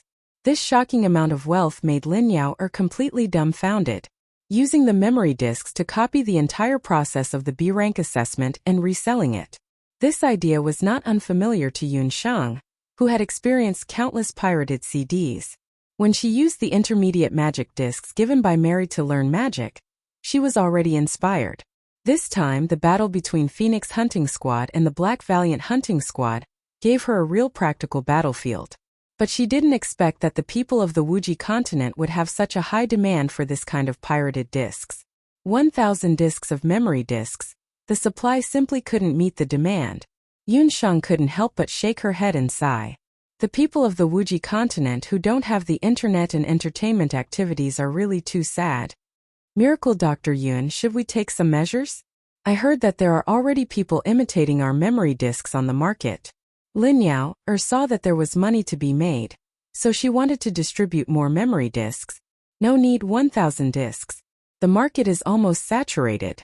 We should stop while we are ahead, so as to avoid people finding out that the CI Entong is involved in this incident. Yun Sheng thought for a moment. The so-called windfall was just a one-time fortune. She still wanted to focus on the development of the CI Entong, which was more reliable. After the assessment, Yun Sheng became a little rich woman with a bulging purse.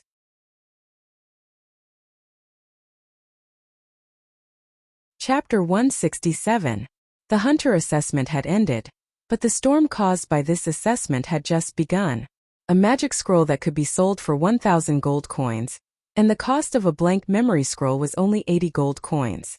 Naturally, there were a lot of people who wanted to do such a profitable business with little capital. But soon some people found out that the magic scroll they bought could not be copied.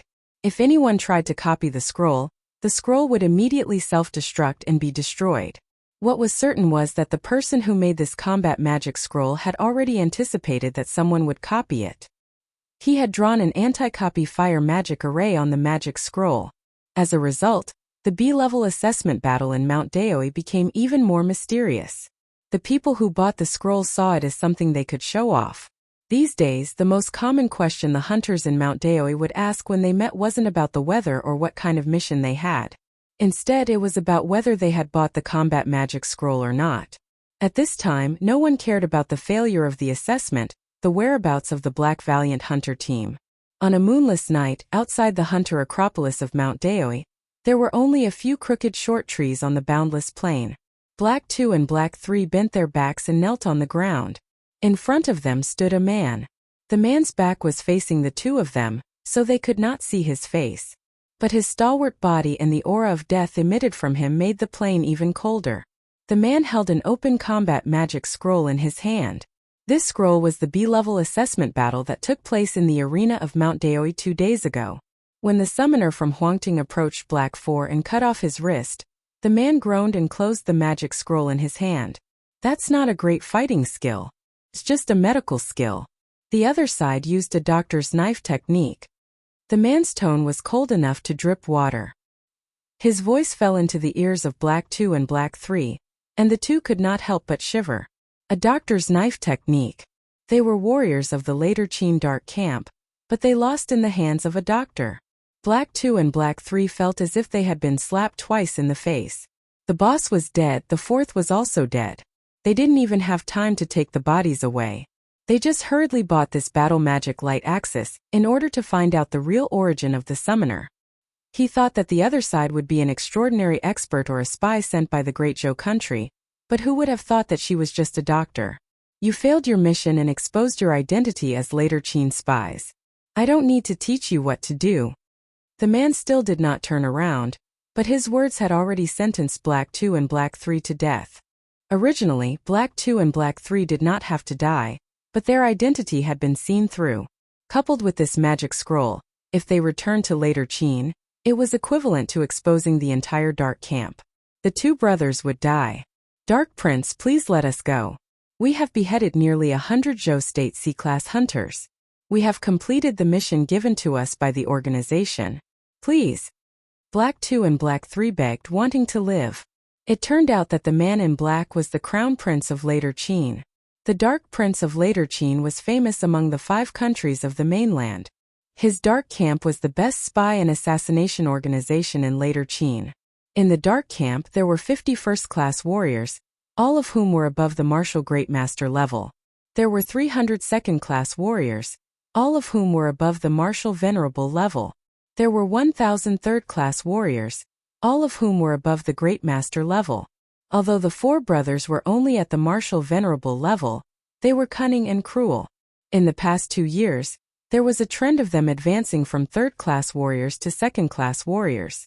Losing 4 quasi-second-rate martial artists in one go gave the Dark Crown Prince a headache. Okay, I'll give you a chance. I'll count to 10. After 10 I'll make a move. If you can escape, I'll let you live. The Dark Prince seemed to be unable to bear it.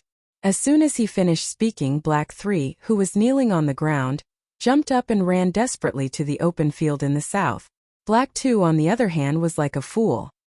He knelt on the ground and did not move. The Dark Prince did not even lift his eyelids. He could only hear him counting in a low voice, 1, 2. When he counted to 10, Black 3 had already run thousands of meters away. At such a distance, only a magician could succeed in one shot. However, the Dark Prince was a warrior whose cultivation was unpredictable, and had never shown his skills in front of his subordinates. The wind seemed to be blowing stronger. Black 2, who was kneeling on the ground, did not even dare to lift his head. He could only see the Dark Prince's feet. Suddenly, the pair of dark-colored boots disappeared. The Dark Prince's figure merged into the night. In the distance, Black 3, who was running with all his might, burst into a bloody mist. His body was torn in half. The Dark Prince's hand was covered with fine scales. It did not look like a human's hand at all. He pierced through Black 3's body with his bare hands. Both Black 3 and Black 2 saw how he did it. Black 3, who was wearing armor, had no resistance at all. He was torn in half alive. In the dark night, the Dark Prince's eyes emitted a scarlet light. His face was also revealed. It was a resolute masculine face with a head of wild black hair. The Dark Prince was like a lone wolf in the desert. He casually threw Black 3's body away like a piece of paper. "Why didn't you run?" The Dark Prince did not kill Black 2 immediately. If he remembered correctly, Black 2 was the most meticulous one among the 4 brothers of the Black family. The Dark Prince has successfully merged with the blood of the King of Beasts. In this world, other than those top existences, no one can escape from your hands. Black 2's face was pale. Within a few days, he was the only one left among the 4 brothers of the Black family. Life and death were no longer that frightening to him. "You're smart. Tell me a reason not to kill you." The fine scales on the Dark Prince's hand quickly faded. His hand returned to its original appearance. It was a pair of exquisite, aristocratic hands. "This subordinate knows that I've disgraced Latercine and deserved to die. However, when this subordinate went to Mount Daoi this time, I met someone. I believe that the Dark Prince will be interested in his whereabouts." Black 2 licked his dry lips. He wanted to make up for his mistake. "Who is it?" The Dark Prince seemed to be interested. "Immortal Residence, Holy Wind King." Then Black 3 tore open a wound on his forehead. That wound was left a few days ago when he was ambushed by a stone in the arena. There was still a portion of elven magic power left on the wound.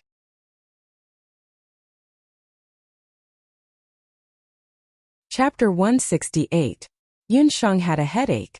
When she found out that her disguise magic was actually seen through, the joy of becoming a rich woman was immediately washed away. Soon after Yunsheng walked out of the Xiantong, the divine wind from the immortal Ju country, like a ghost, followed Yunsheng. No matter how hard Yunsheng tried, she couldn't get rid of him. "Who are you and why are you following me?" Yunsheng saw that she couldn't get rid of him, so she had to stop and put on the posture of a shrew. "Little lowly, don't pretend I recognize your smell. No, I'll call you Bloody Lowly. It's really not easy to catch you. Your magic is quite special, tsk. Compared to the previous illusion earring, it's much more effective." Divine wind circled around Yunsheng, just like a puppy. Bad, she was really seen through. It was not surprising that the illusion earring was seen through. After all, it was just an ordinary magic tool. It was normal for Yunsheng's real appearance to be seen through by a magician with amazing insight. But why didn't the disguise magic work? After Yunsheng learned the disguise magic, she had never been seen through. Today, she planned to go to the Xiantong, so she disguised herself as a 15 or 16-year-old girl. But just as she walked out of the inn, she didn't know where she exposed her flaw, but she was seen through by divine wind. "My magic attribute is wind, so I'm more sensitive than anyone else. You have a very nice smell on you, like the fragrance of herbs. I noticed it from the very beginning. This is your unique smell. I definitely won't remember it wrongly." Divine Wind was still recklessly moving closer to Yunsheng's neck. Divine Wind's words were not comprehensive. Not every magician with wind attribute could catch the wind like him and see through the disguise magic. Yunsheng's disguise magic, because it was not officially recorded in the magic book of the temple, only a few people in the continent could see through it. However, Yunsheng encountered divine wind. The fragrance on Yunshang's body was naturally because she had been in contact with various medicinal herbs all year round. In addition, she cultivated orthodox Taoist techniques, so her body naturally carried a delicate fragrance. It was this smell that exposed Yunshang's identity. Divine Wind had the inheritance of the elves. Within a radius of a few miles, every breeze and every flowing air could be turned into his tool. If Divine Wind's actions were seen by his subordinates, they would probably shout that it was improper and unbecoming of the imperial family. The descendants of elves had never liked the human race. They thought that the human race was cunning and dirty. Divine Wind was also like this in the past, but she had an inexplicable good impression of Yunshang. She even liked the aura on her body. Ever since that day when Yunshang shocked everyone in the competition and transformed into a bloody little loli, Divine Wind had been looking for all kinds of opportunities to stop Yunshang. Xiao Hei's swallowing the heavens battle technique was very magical. Divine Wind planned to borrow Xiao Hei from Yunshang to study it. Borrow Xiao Hei? No. Yunshang was on guard and took a few steps back.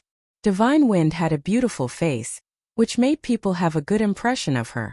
However, when she heard from Wenren Xiu that the elf tribe didn't discriminate between men and women before the age of 20, Yunxing became wary of Divine Wind. Physically, she was still a loli, but mentally she was definitely a mature woman.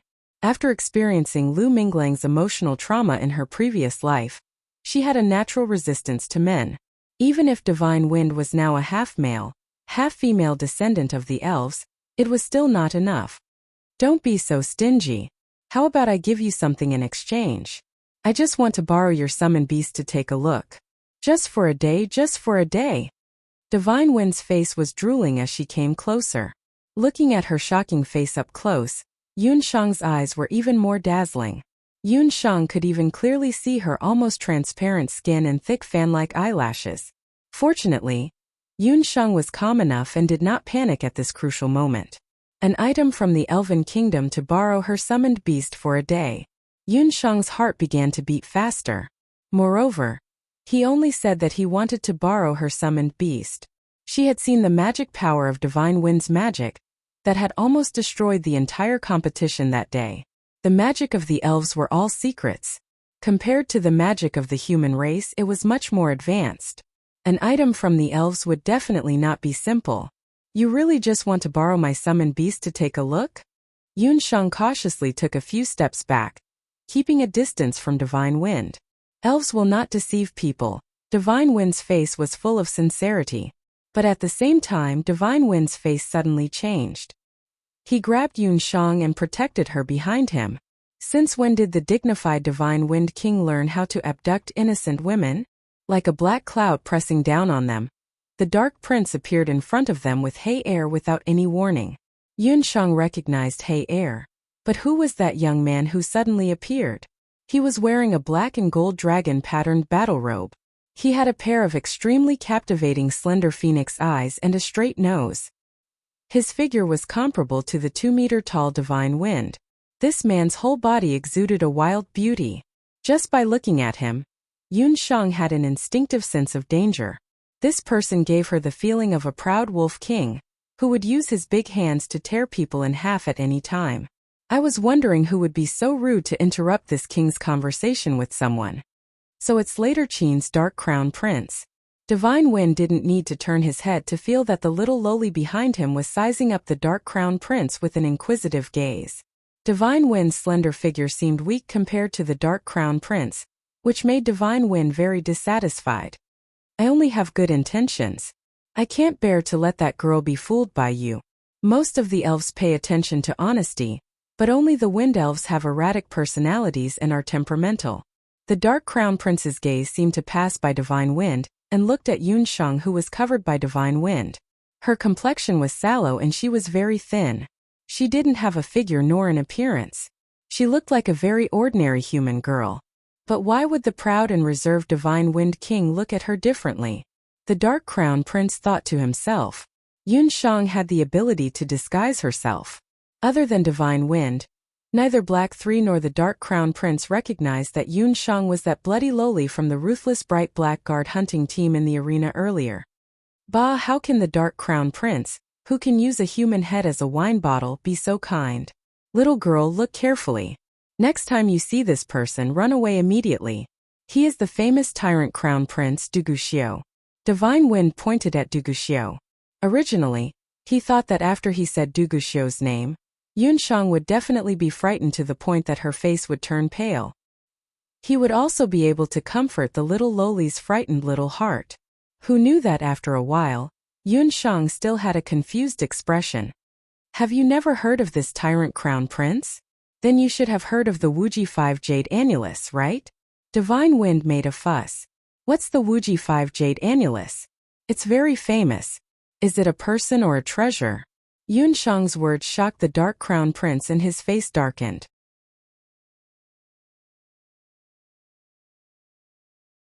Chapter 169.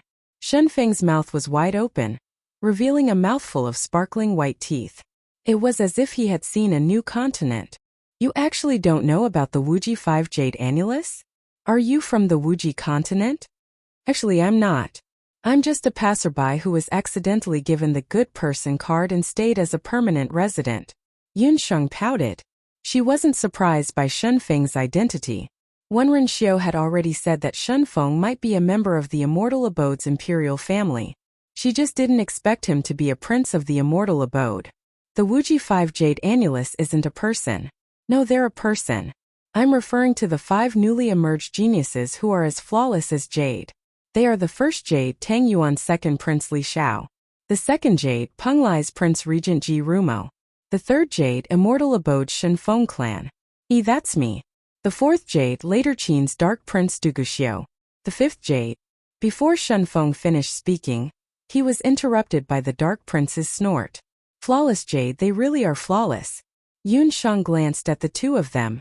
In terms of temperament and appearance, if the two of them were placed in the modern era, they would definitely be screen killers with both strength and idols.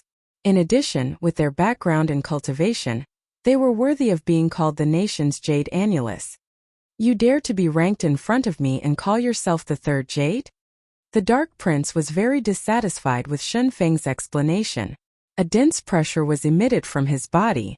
It was as if the air in the surroundings was instantly sucked dry by someone. Yunsheng immediately felt that it was difficult to breathe.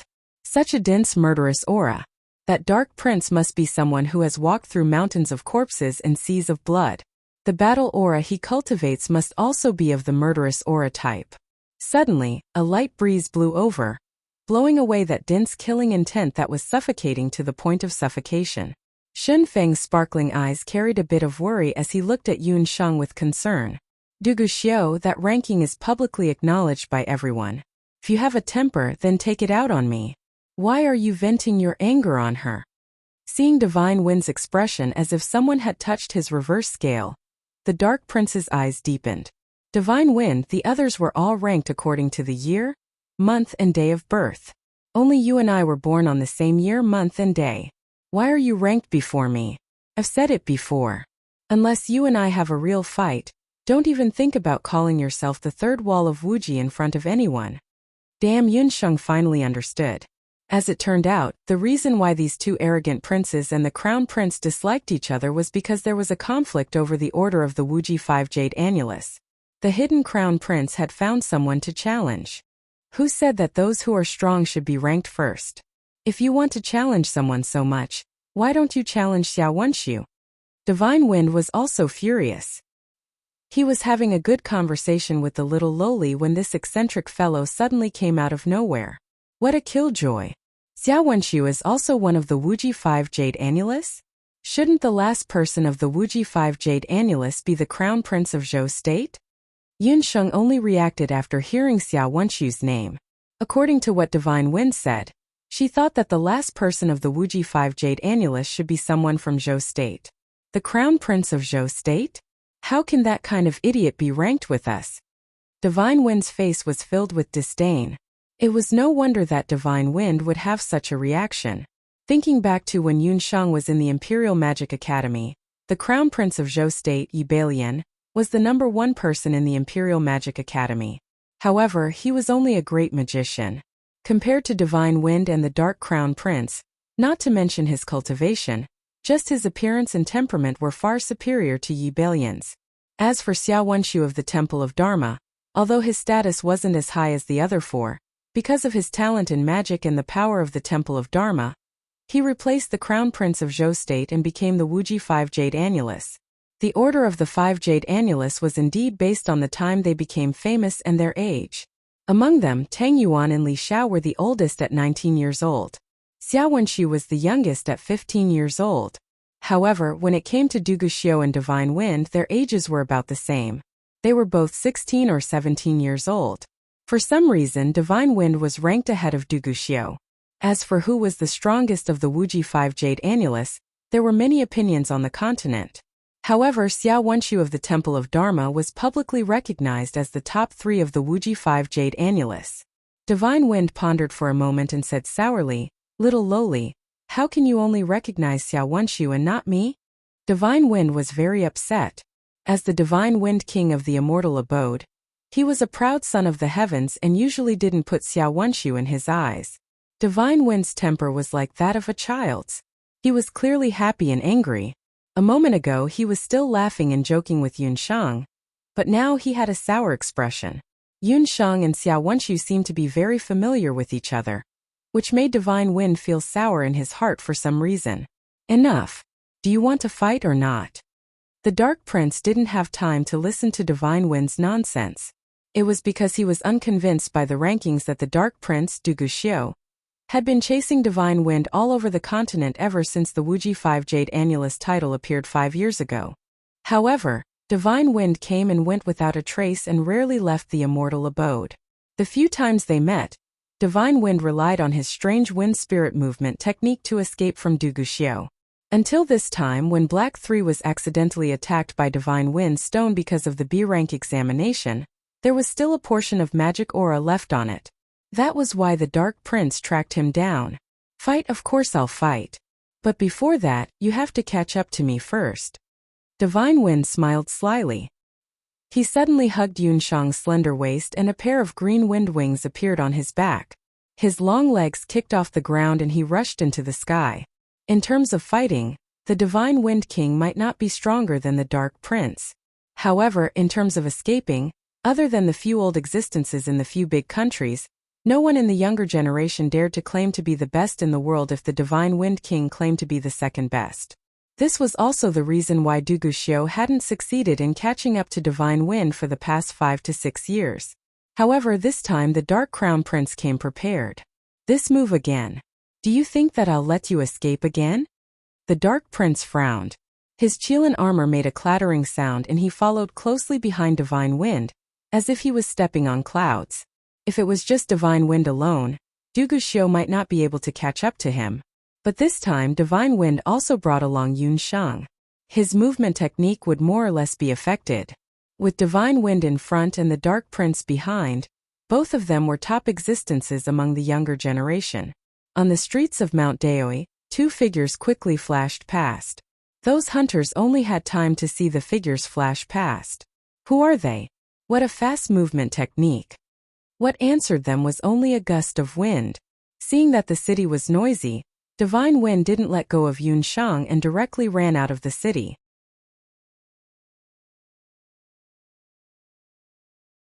Chapter 170. Divine Wind carried Yun Shang and passed through the city gate. It was Yun Shang's first time seeing the beautiful green wings on the back of an elf descendant.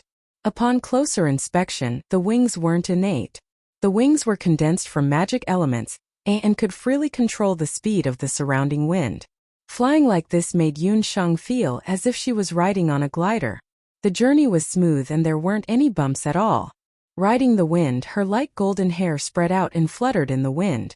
Her originally exquisite facial features became even more vivid and beautiful under the sunlight. The elf race was indeed as beautiful as immortals.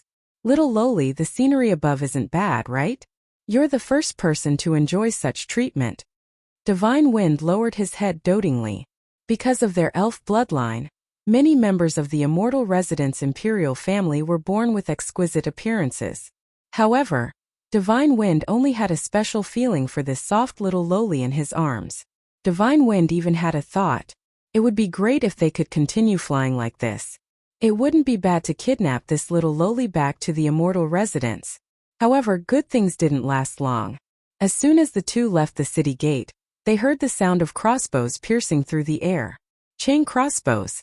Those were the crossbows used by the Qin army.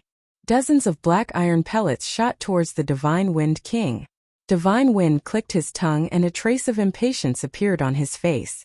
What a cunning Dark Crown Prince. He actually set up an ambush outside the city. This was something that Divine Wind didn't expect.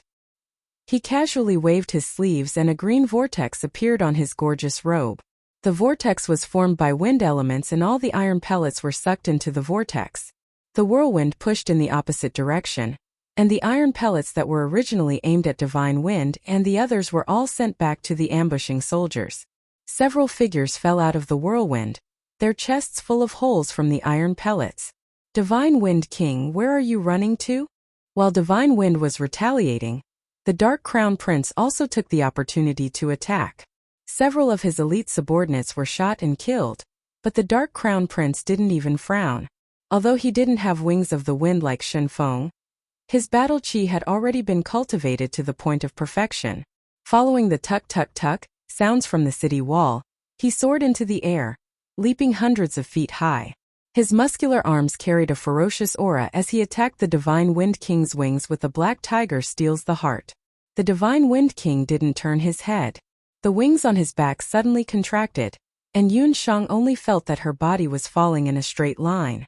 It was like a racing car that suddenly came to an emergency brake. This fall just happened to avoid the Dark Crown Prince's iron fist. Halfway down, the wings of wind formed behind the Divine Wind King's back again.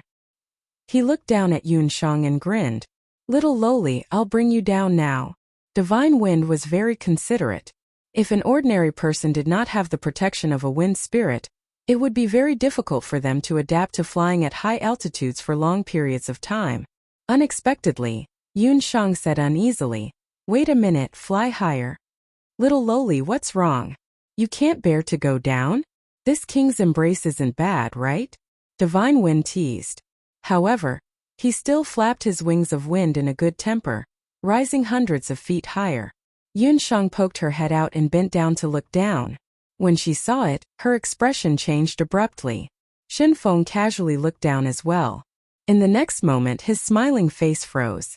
Outside Mount Daoi's Hunter Guard city was a verdant mountain forest.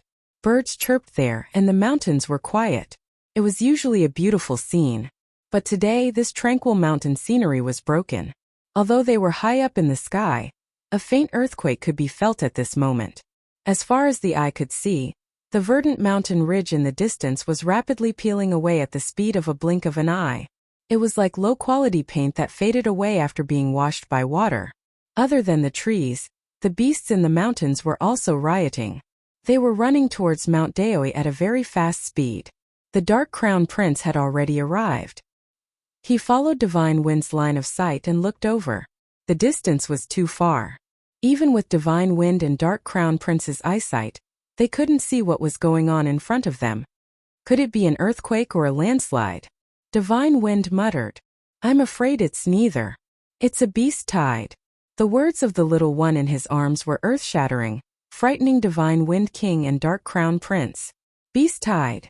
There was a beast tide near Mount Daoi, but there weren't any groups of magical beasts living nearby. There were only some ordinary wild beasts in the mountains. How could there be a beast tide? Perhaps it's not a very powerful magical beast. It might be very small, but because there are so many of them, it can form a beast tide that isn't small.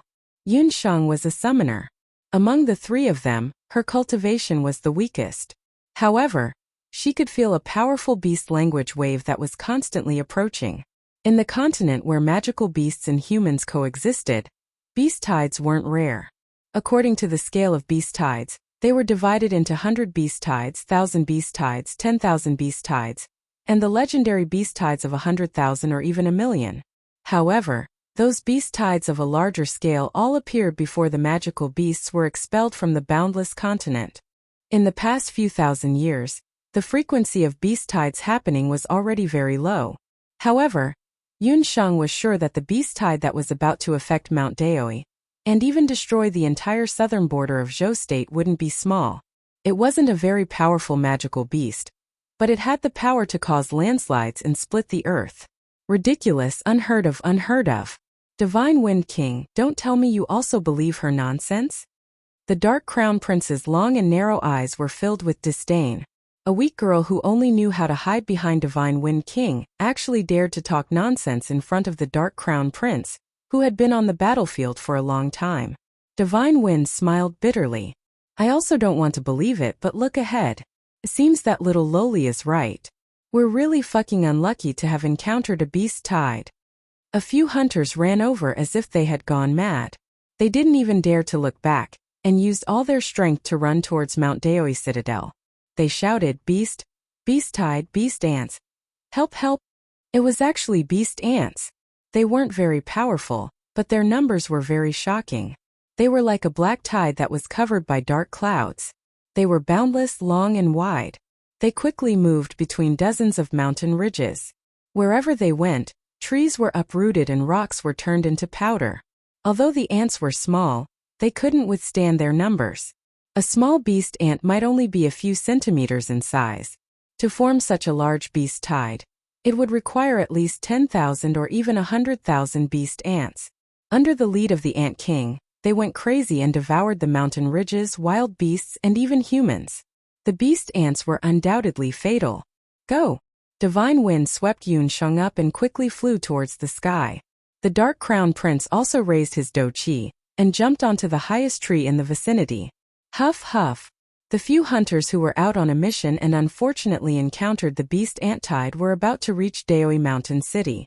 However, the beast ants behind them, who were in a killing frenzy, kept chasing after them and were about to swallow their elbows. Hua!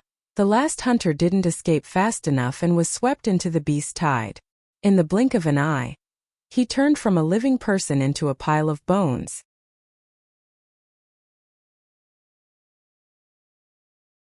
Chapter 171. Countless ant beasts crawled over the hunters' corpses. Each of them was the size of half a thumb. Their eyes emitted green light as they waved their sharp ant pincers. What was even more perverted was that a portion of the ant beasts were flying ants. They flapped their wings like grasshoppers and leaped into the trees and the sky. Even Divine Wind, who had already flown into the sky, was not spared. He had to dodge in the air. The flying ants seemed to have noticed that the scent on Divine Wind's body was very special. It was as if they had smelled honey and all of them flew over. The rest of them turned their attention and flew towards the tree where the Dark Prince was hiding. The Dark Prince's subordinates, including Black 3, were not spared. They were all swallowed by the crazy ant tide and turned into white bones. Numerous wind scythes slashed across the sky. Before the flying ants could get close, they were cut in half. However, there were too many of them. A few flying ants took advantage of the gap and stopped on Divine Wind King's wind wings. I've seen perverted beasts, but I've never seen such perverted beasts. Where did these things come from? Divine Wind screamed. The magical elements that he had condensed into wind wings were being nibbled away by these inconspicuous things. To think that he could even devour mana. How shameless! Divine Wind was twisting and turning in the air like a kite with a broken string. We won't be able to hold on for long. Looking at the ant beasts, they're probably going to attack Mount Daoi Guard City. You're the fastest among us. Return to Mount Daoi first and inform the hunters and guards in the city. Yunsheng saw that the ant tide was getting more and more intense. She knew that she wouldn't be able to escape easily today. Huangtung and the other two were still in the city, as well as Lin Yao and the rest. Yunsheng couldn't leave them behind. No, I can't leave you behind. How could Shenfeng not be worried about his companions from the Immortal Keeper Nation? However, if he left, the little lowly would be all alone. There was also the Dark Crown Prince who knew if he would stab him in the back. Unknowingly, Divine Wind had regarded Yunsheng as more important than his companions. When he realized this, he couldn't help but be startled. Yunsheng pursed her lips. Did she really think that her title of Bloody Lowly was a joke? She might as well use her actions to prove herself. She pointed at the wings of wind on Divine Wind's back. Can you get me a pair of those? Kamikaze's facial muscles trembled. If these words were said by someone else, Divine Wind might have used a wind sickle to chop that person into pieces. However, these words came from Yunsheng's mouth, so he didn't say anything. Only the heavens knew how precious the wings of wind were. Other than sky mages, only the elves could possess magical wings. Yun Shang's tone sounded as if she was asking how much the 2 cabbages cost per caddy.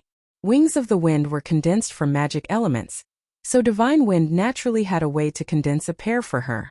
Divine Wind hesitated for a moment, then gathered a touch of pure wind element between his hands. He placed his palms flat on Yun Shang's back, and a cold and light magic element was injected into Yun Shang's body. Yun Shang only felt that the wind magic spirit in her body instantly became active. Feeling the change in Yun Shang's body, Divine Wind couldn't help but raise his eyebrows. He originally thought that Yun Shang was only a fire mage, but according to the current situation, she was also a multi-element mage. Yun Shang only felt that her body was a lot lighter. Her back slowly stretched out, and a pair of beautiful wings of wind appeared on her back like a butterfly's wings. Yun Shang originally knew the primary wind magic levitation technique. With the wings of wind, she was like a tiger that had grown wings. She raised her magic scepter, and her mouth fluently chanted, "Fire element, invincible, fire continuous critical strike." She waved her magic scepter, and her beautiful body swayed with the wind. She was like a willow branch dancing gracefully in the spring breeze.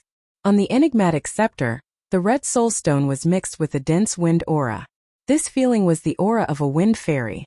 He didn't expect this little lowly's first soul stone to be blessed by a fairy. It had been many years since a human who could receive such treatment appeared. No wonder Divine Wind felt a sense of intimacy when he first saw her. Divine Wind couldn't help but be stunned. But then a scene that made Divine Wind King even more unable to close his mouth happened. On the magic scepter, balls of fierce fire shot out like cannonballs. Boom boom boom. 3 intense fire explosions instantly exploded on the ground. Blazing flames shot out from the fire explosions, and countless heat waves rolled out, sweeping towards the ant swarm. The flame's temperature was no less than 1,000 degrees, and the small beast ants were immediately burned to death. The ant beasts that were originally surging forward were in a mess. The flames burned the sky, and once the tongues of the flames touched the wings of the flying ants, they immediately turned into bright fireflies. Under the pressure of the flames, most of the ants that came into contact with the flames were directly burned to death. A portion of the lucky ones burrowed into the ground. The countless beast ants that were entrenched earlier were blown to ashes, and there was a large hole in the ground. The beast ants that were surging forward also smelled the scent of death. They were so frightened by the terrifying destructive power that they stopped moving forward. However, Yun Shang was very clear that the fire explosion's deterrence was only temporary. When the fire was slightly smaller, the beast ants would definitely make a comeback and continue to advance towards Mount Daoi. Insects and ants were the most afraid of fire. Yun Shang's fire explosion's power was not to be underestimated. It happened to be the natural enemy of these ant beasts. If her father, Yun Songhai, was here now, he would be able to return to his peak state back then. Even if he could not repel this beast tide, he would be able to cause devastating damage to the beast ants. It was a pity that her cultivation was limited. 3 consecutive fire explosions had already reached her limit. The fire magical elements in her body had already been squandered. She had no choice but to use the beast language ring's meditation water to quickly replenish it, before she could launch the next round of fire explosion. Seeing the situation, Divine Wind also knew that Yun Shang could temporarily suppress the situation. He kept his wind wings and landed under the tree where the Dark Prince was. "Dugu Xiao, I will temporarily hand her over to you. If anything happens to her, I will definitely make you pay the price in blood." When he said this, Divine Wind no longer had the playful smile of the past. His dark green eyes were unprecedentedly solemn. The Dark Prince was also fearful of Yun Shang's fire explosion just now. He thought to himself, so that girl's abilities are not weak. But the strange thing is that the magic scepter she used just now only has 1 soul stone. Logically speaking, she should only be a sorcerer. However, regardless of whether it is the fire explosion or her incantation speed, they are all more powerful than those great magicians. Who is she? Is she really just an ordinary hunter from Zhou State? The Dark Prince grunted and did not reply. Based on Divine Wind's understanding of him, the Dark Prince reluctantly agreed. Divine Wind did not stay any longer. He turned into a green light and streaked towards Mount Daoi Guard City like a shooting star disappearing in the sky. Half an hour passed. Yun Shang had already drunk the 9th bottle of meditation water.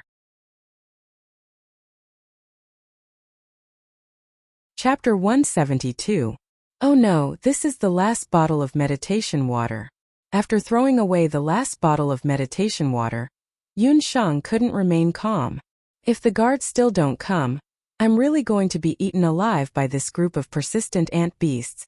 While Yun Shang was hesitating, a few cunning flying ants took the opportunity to land on her magic wings that were already on the verge of collapse, and ruthlessly gnawed on the magic elements.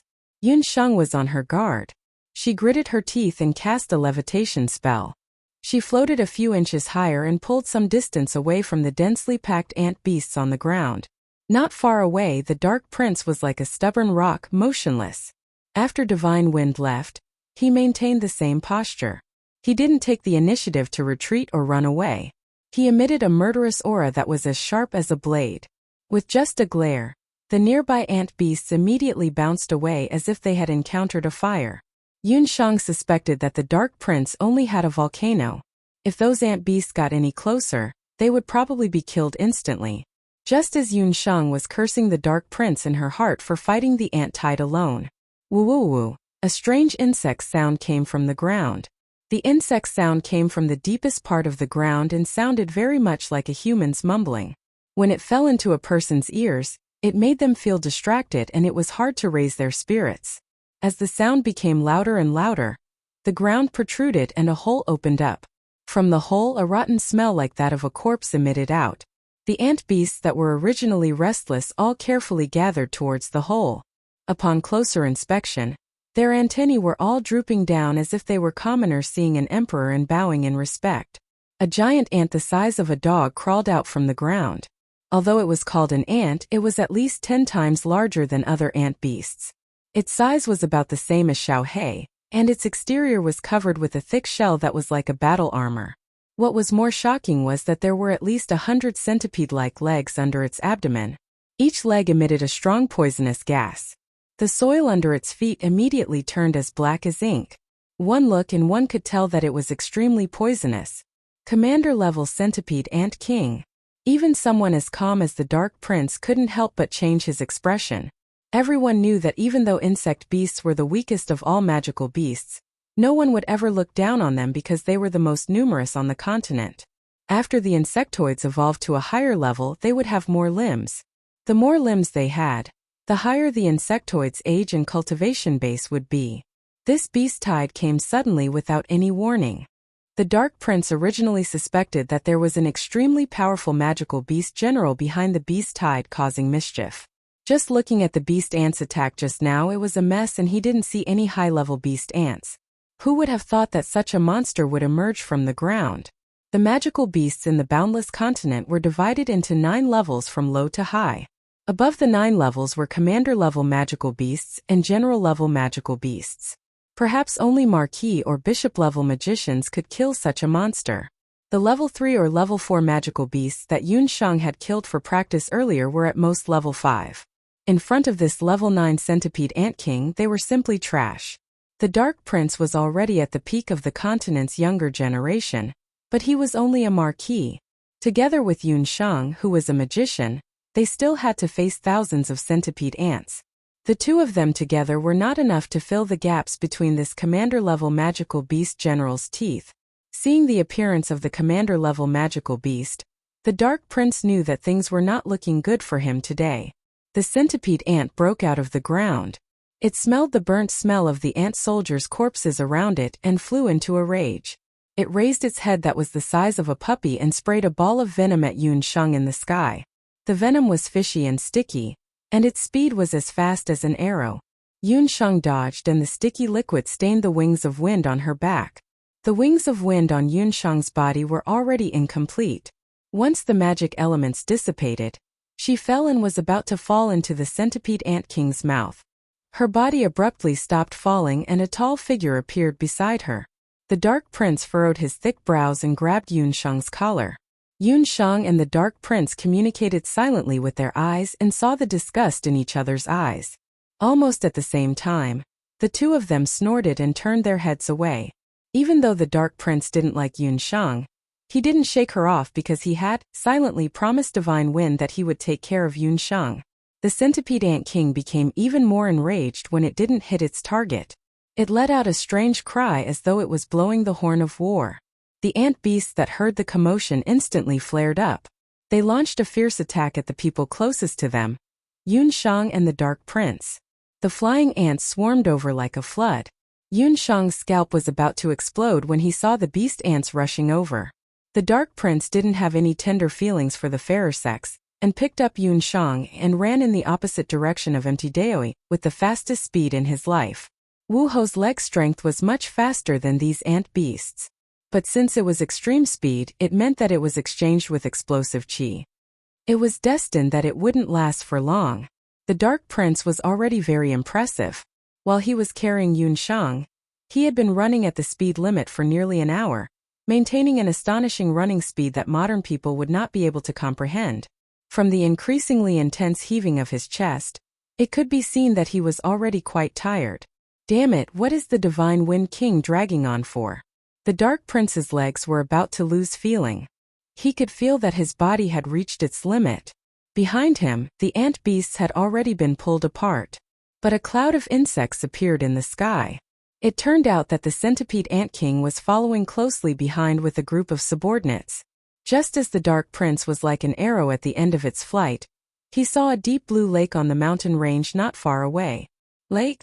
The Dark Crown Prince, who was so tired that he didn't even want to take another step, lifted Yun Shang in his hand and threw her into the lake without any hesitation as though she was a rock. With a splash, Yun Shang sank into the water. The moment before she entered the water, she saw a ball of chi on the Dark Prince's body like a wild python coming out of its hole. Not long after the two of them fell into the water, the beast tide had already approached the lake. In front of the bottomless lake, the ant beasts didn't dare to move forward without permission. The Dark Prince stood beside the lake and the chi emitted from his body turned into a chi shield. He raised the chi shield and took a step forward, charging into the ant swarm. In Empty Daoi Citadel, the hunter branch was urgently mobilizing the entire city's forces. All hunters in Empty Daoi, listen to my orders. A sudden beast tide has been discovered 100 kilometers away from the citadel. According to the hunters who returned to the citadel, this is a beast ant tide with tens of thousands of ant beasts. All hunters, including the citizens, are not allowed to leave the citadel. Once the news of the beast tide of 10,000 ant beasts was announced, the entire citadel panicked. At this moment, the Divine Wind King, who brought back the news, was risking his life to charge out of the city. Chapter 173. Get out of the way, don't make me say it a second time. Divine Wind's handsome face was filled with anxiety. King, you can't leave the city. This subordinate just received news that the beast tide this time is likely to be caused by a commander-level magical beast general. Several guards of the immortal residence country stood by Divine Wind's side, unwilling to back down. When Divine Wind returned to the city and informed the Hunter branch about the situation of the beast tide, the Hunter branch immediately released several psychic cranes. Psychic cranes were a type of paper crane that had sound transmission magic and image magic drawn on it. They could detect the situation of the enemy from afar. According to the investigation of the magic paper crane, the beast tide was moving in the opposite direction of Daoi Mountain Guard City for some reason. Among the beast tide, they also discovered a commander-level poisonous beast general. It had been a long time since a commander-level magical beast had appeared on the continent. Although the elf race had magic, their physique was more afraid of poisonous beasts compared to humans. If it wasn't for them holding her back, Divine Wind would have already successfully escaped. At this time, her heart had already flown out of the city. A commander-level beast general, Divine Wind regretted. She shouldn't have left the little lowly outside. If something happened to her, she wouldn't be able to forgive herself for the rest of her life. King, you are the last successor of the Divine Wind clan. You can't ignore the continuation of the entire Wind Elven race for your own selfish reasons, General Batu bitterly advised. Batu, it's already too late. Divine Wind's face was filled with helplessness. Her light green eyes revealed an incomprehensible emotion. When I left the immortal residence this time, The high priest said that I would meet the person who made me stop. I think I have already met him. Wind elves were the most restless and the most unstable of all elves. But even if they were as willful as the wind, once they found the person who made them stop, they would always guard by their side. If that person died, then Divine Wind would also lose its life. Divine Wind's figure flashed and disappeared. General Batu was furious. After a while, he helplessly waved his hand, indicating the people of the immortal residence to immediately leave the city and search for the whereabouts of the Divine Wind King. Beside the lake, the battle between the Dark Prince and the 100-legged Ant General had also reached its climax. The Dark Prince held the battle chi shield in his hand and was like a war god. He was unstoppable. The battle chi shield in his hand blocked the flying ants from all directions. Countless flying ants crashed into the battle chi shield, causing their heads to bleed. The ground was soon filled with the corpses of the beast ants. Facing the heavy casualties of his subordinates, the centipede ant general was so angry that he ground his teeth. The hundreds of strange legs under him wriggled and moved nimbly on the battlefield, accurately dodging the Dark Prince's attacks time and time again. It spat out several streams of venom from its mouth, and when the venom touched the Do Chi shield, the corner of the shield immediately melted. What a powerful venom! It had already melted the wings of wind formed by the magical elements earlier on. Who would have thought that it would be equally effective on the combat aura shield formed by the combat aura? The Dark Prince's combat aura shield was quickly shattered by the venom. With the shield broken, the surrounding flying ants came back in wave after wave of attacks pressed towards Duguxiu. At this moment, another ball of venom was sprayed on Duguxiu's leg. A heart-piercing and corrosive pain swept over him. Duguxiu staggered and his vision became blurry. The venom of the 100-legged ant general was much more powerful than he had imagined. Duguxiu wasn't someone who was fond of fighting. He knew that he was poisoned and hurriedly sealed a few major acupoints on his chest to prevent the venom from spreading. He then jumped into the lake behind him and his tall body sank into the water. The ice-cold lake water swallowed his consciousness. The moment before he lost consciousness, Duguxiu felt someone supporting his body and quickly dived into the water. His life was saved. This was Duguxiu's first reaction when he woke up. Before he could savor the feeling of surviving a calamity, Duguxiu saw a pair of indifferent eyes. A pair of eyes that were as bright as the morning stars. The one who was sizing him up was the female mage that the Divine Wind King left behind. Her appearance wasn't outstanding, but looking at her up close, she had a pair of eyes that left a deep impression. The Dark Prince couldn't help but feel wronged for that pair of eyes. In comparison, Yun Shang's appearance was too ordinary. There were plenty of girls like her around the Dark Prince. Scram! When he realized that Yun Shang was checking his wound, Duguxiu fiercely reprimanded her. But the moment he opened his mouth, he felt a pain in his leg. When he looked at his thigh, his wound had already rotted. The venom of the 100-legged ant general was extremely poisonous. It was like concentrated sulfuric acid and corroded a large wound on Duguxiu's leg. "You're injured and need treatment." Yun Shang spoke with the tone of a doctor. Her gaze warned the Dark Prince not to move. The venom of the 100-legged ant general was very special. Yun Shang had checked it just now, and it even carried a portion of the power of darkness. The Dark Prince was a martial artist and had a very strong physique. But after being contaminated by the dark magic element, his body couldn't recover in a short period of time. If this dragged on for a long time, his body would rot bit by bit until he died. Yun Shang took out the datura juice and planned to anesthetize the Dark Prince. However, the other party swept away the medicine bottle in her hand and knocked it over. "Don't pretend to be benevolent. I won't use your medicine." The Dark Prince was very vigilant. He wasn't willing to use any of Yun Shang's medicine. 1 hour, at most 1 hour, and your left leg will rot completely. Half an hour later, your lower body will be completely paralyzed. After 1 day, no one in the world can save you, Yun Shang said firmly. The Dark Prince hesitated. Although he didn't know much about beast poison, the venom on his leg was very powerful. At this moment he couldn't feel the pain in his leg. He was heading to Mount Daoi alone. His subordinates and accompanying imperial physicians were all hundreds of miles away. The only person who could save him was this female mage of unknown origin. The Dark Prince didn't say anything. Yunsheng squatted down again and tore open the pants on his leg. This time the Dark Prince didn't dodge.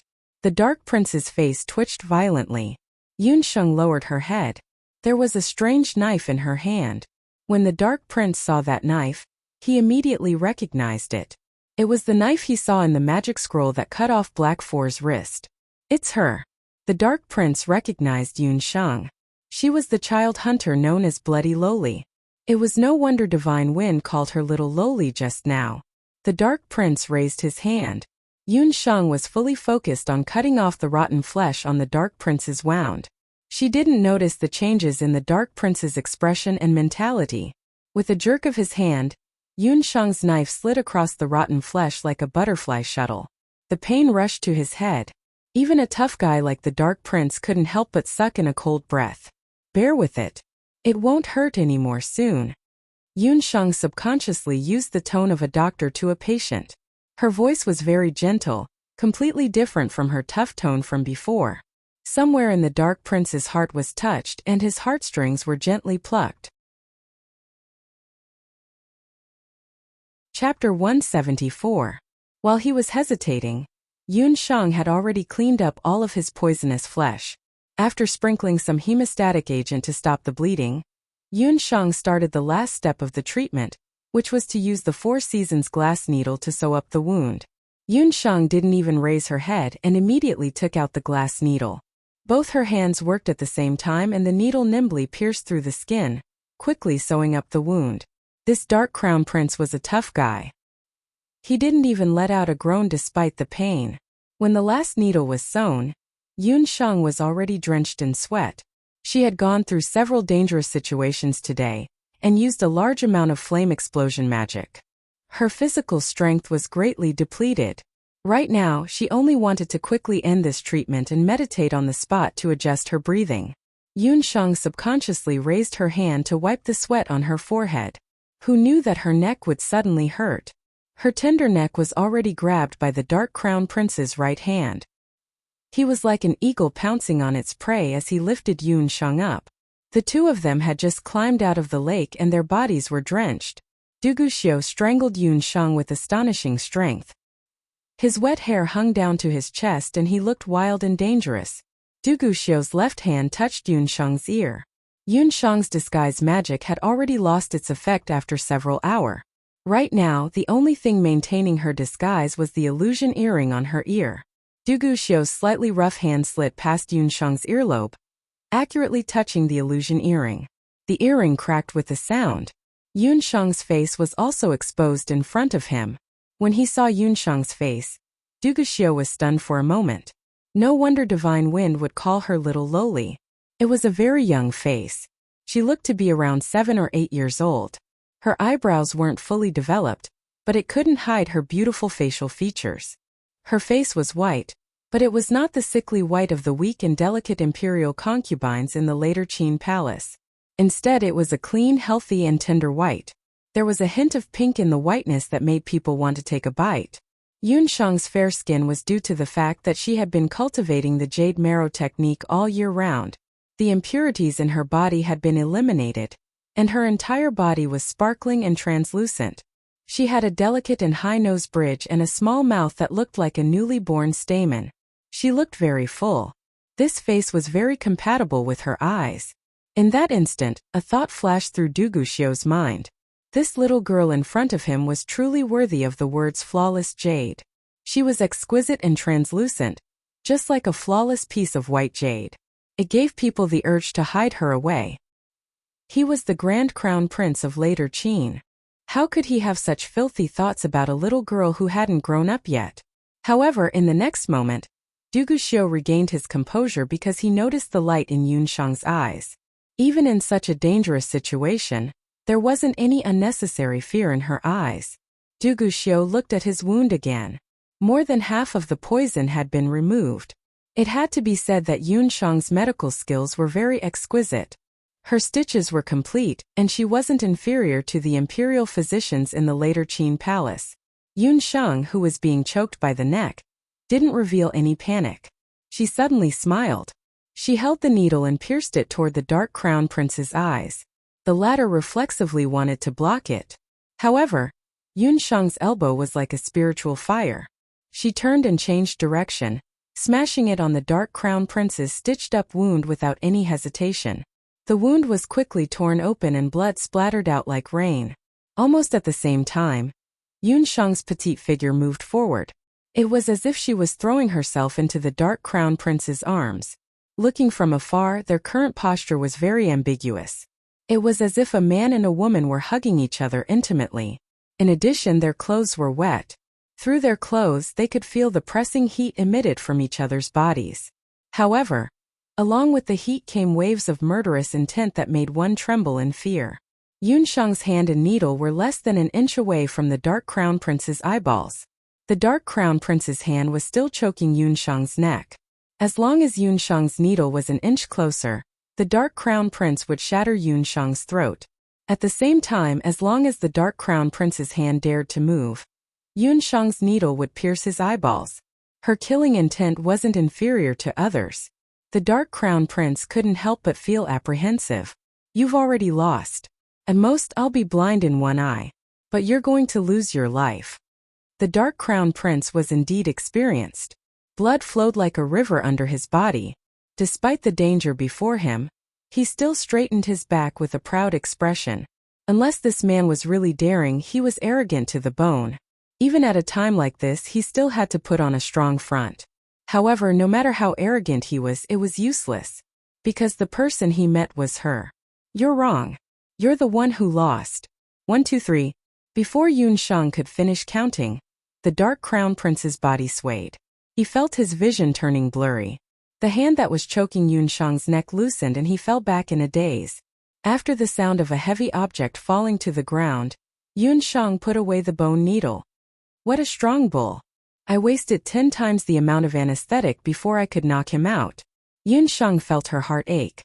The Dark Crown Prince refused to use anesthetic no matter what. However, Yun Shang took the chance when he wasn't paying attention and smeared a large amount of mandala juice on the Four Seasons glazed needle used for suturing. This amount was 10 times more than the last time when she anesthetized Yi Baiming. Once the Dark Crown Prince fainted, Yun Shang could do whatever she wanted to him.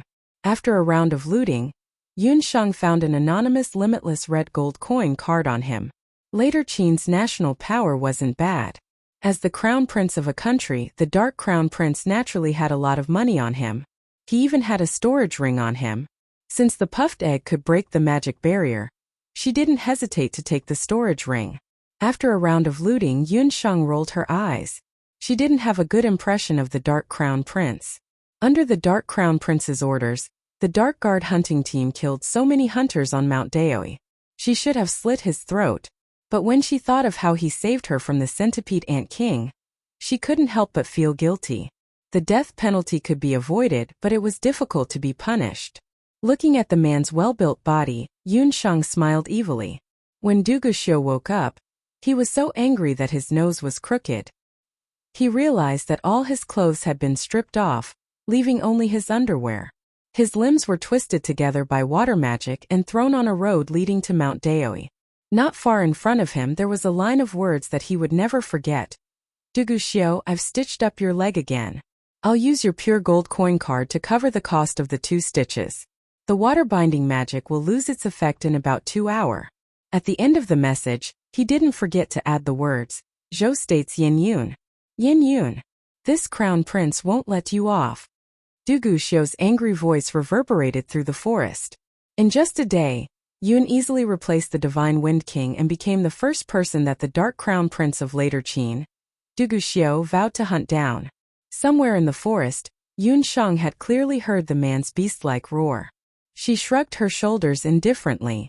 A dog that barks doesn't bite. In any case, we won't have any contact with each other. See you never, Du Guxiu. Yun Shang continued to walk forward and a slope appeared in front of her. When she saw the slope, Yun Shang's eyes narrowed slightly.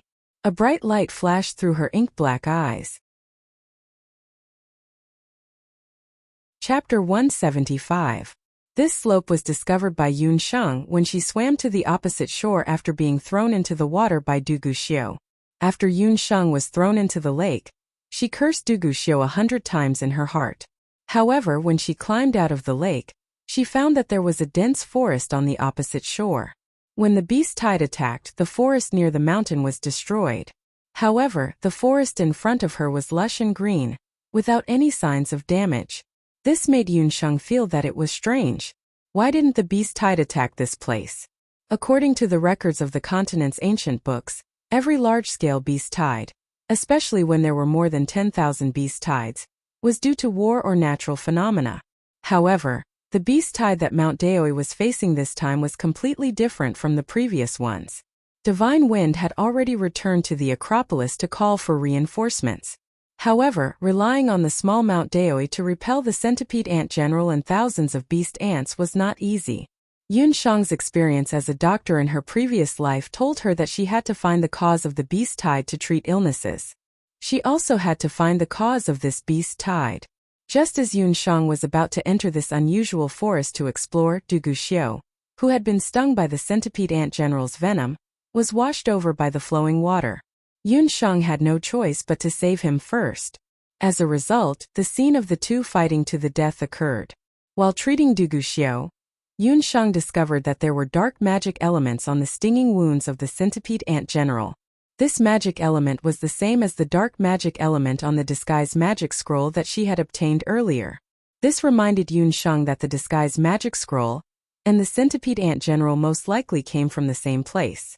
Yunsheng boldly speculated that when the gravediggers led by the man discovered the tomb, they might have unintentionally unlocked some kind of restriction in the magician's tomb. The centipede ant general, which had never appeared near Mount Daoi, reappeared in the world and caused this terrifying disaster. Right now, Yunsheng wanted to find that tomb. After walking through a thorny forest, Yunsheng found several waist-thick tree stumps near the mountainside. There were still traces of human cutting on the tree stump.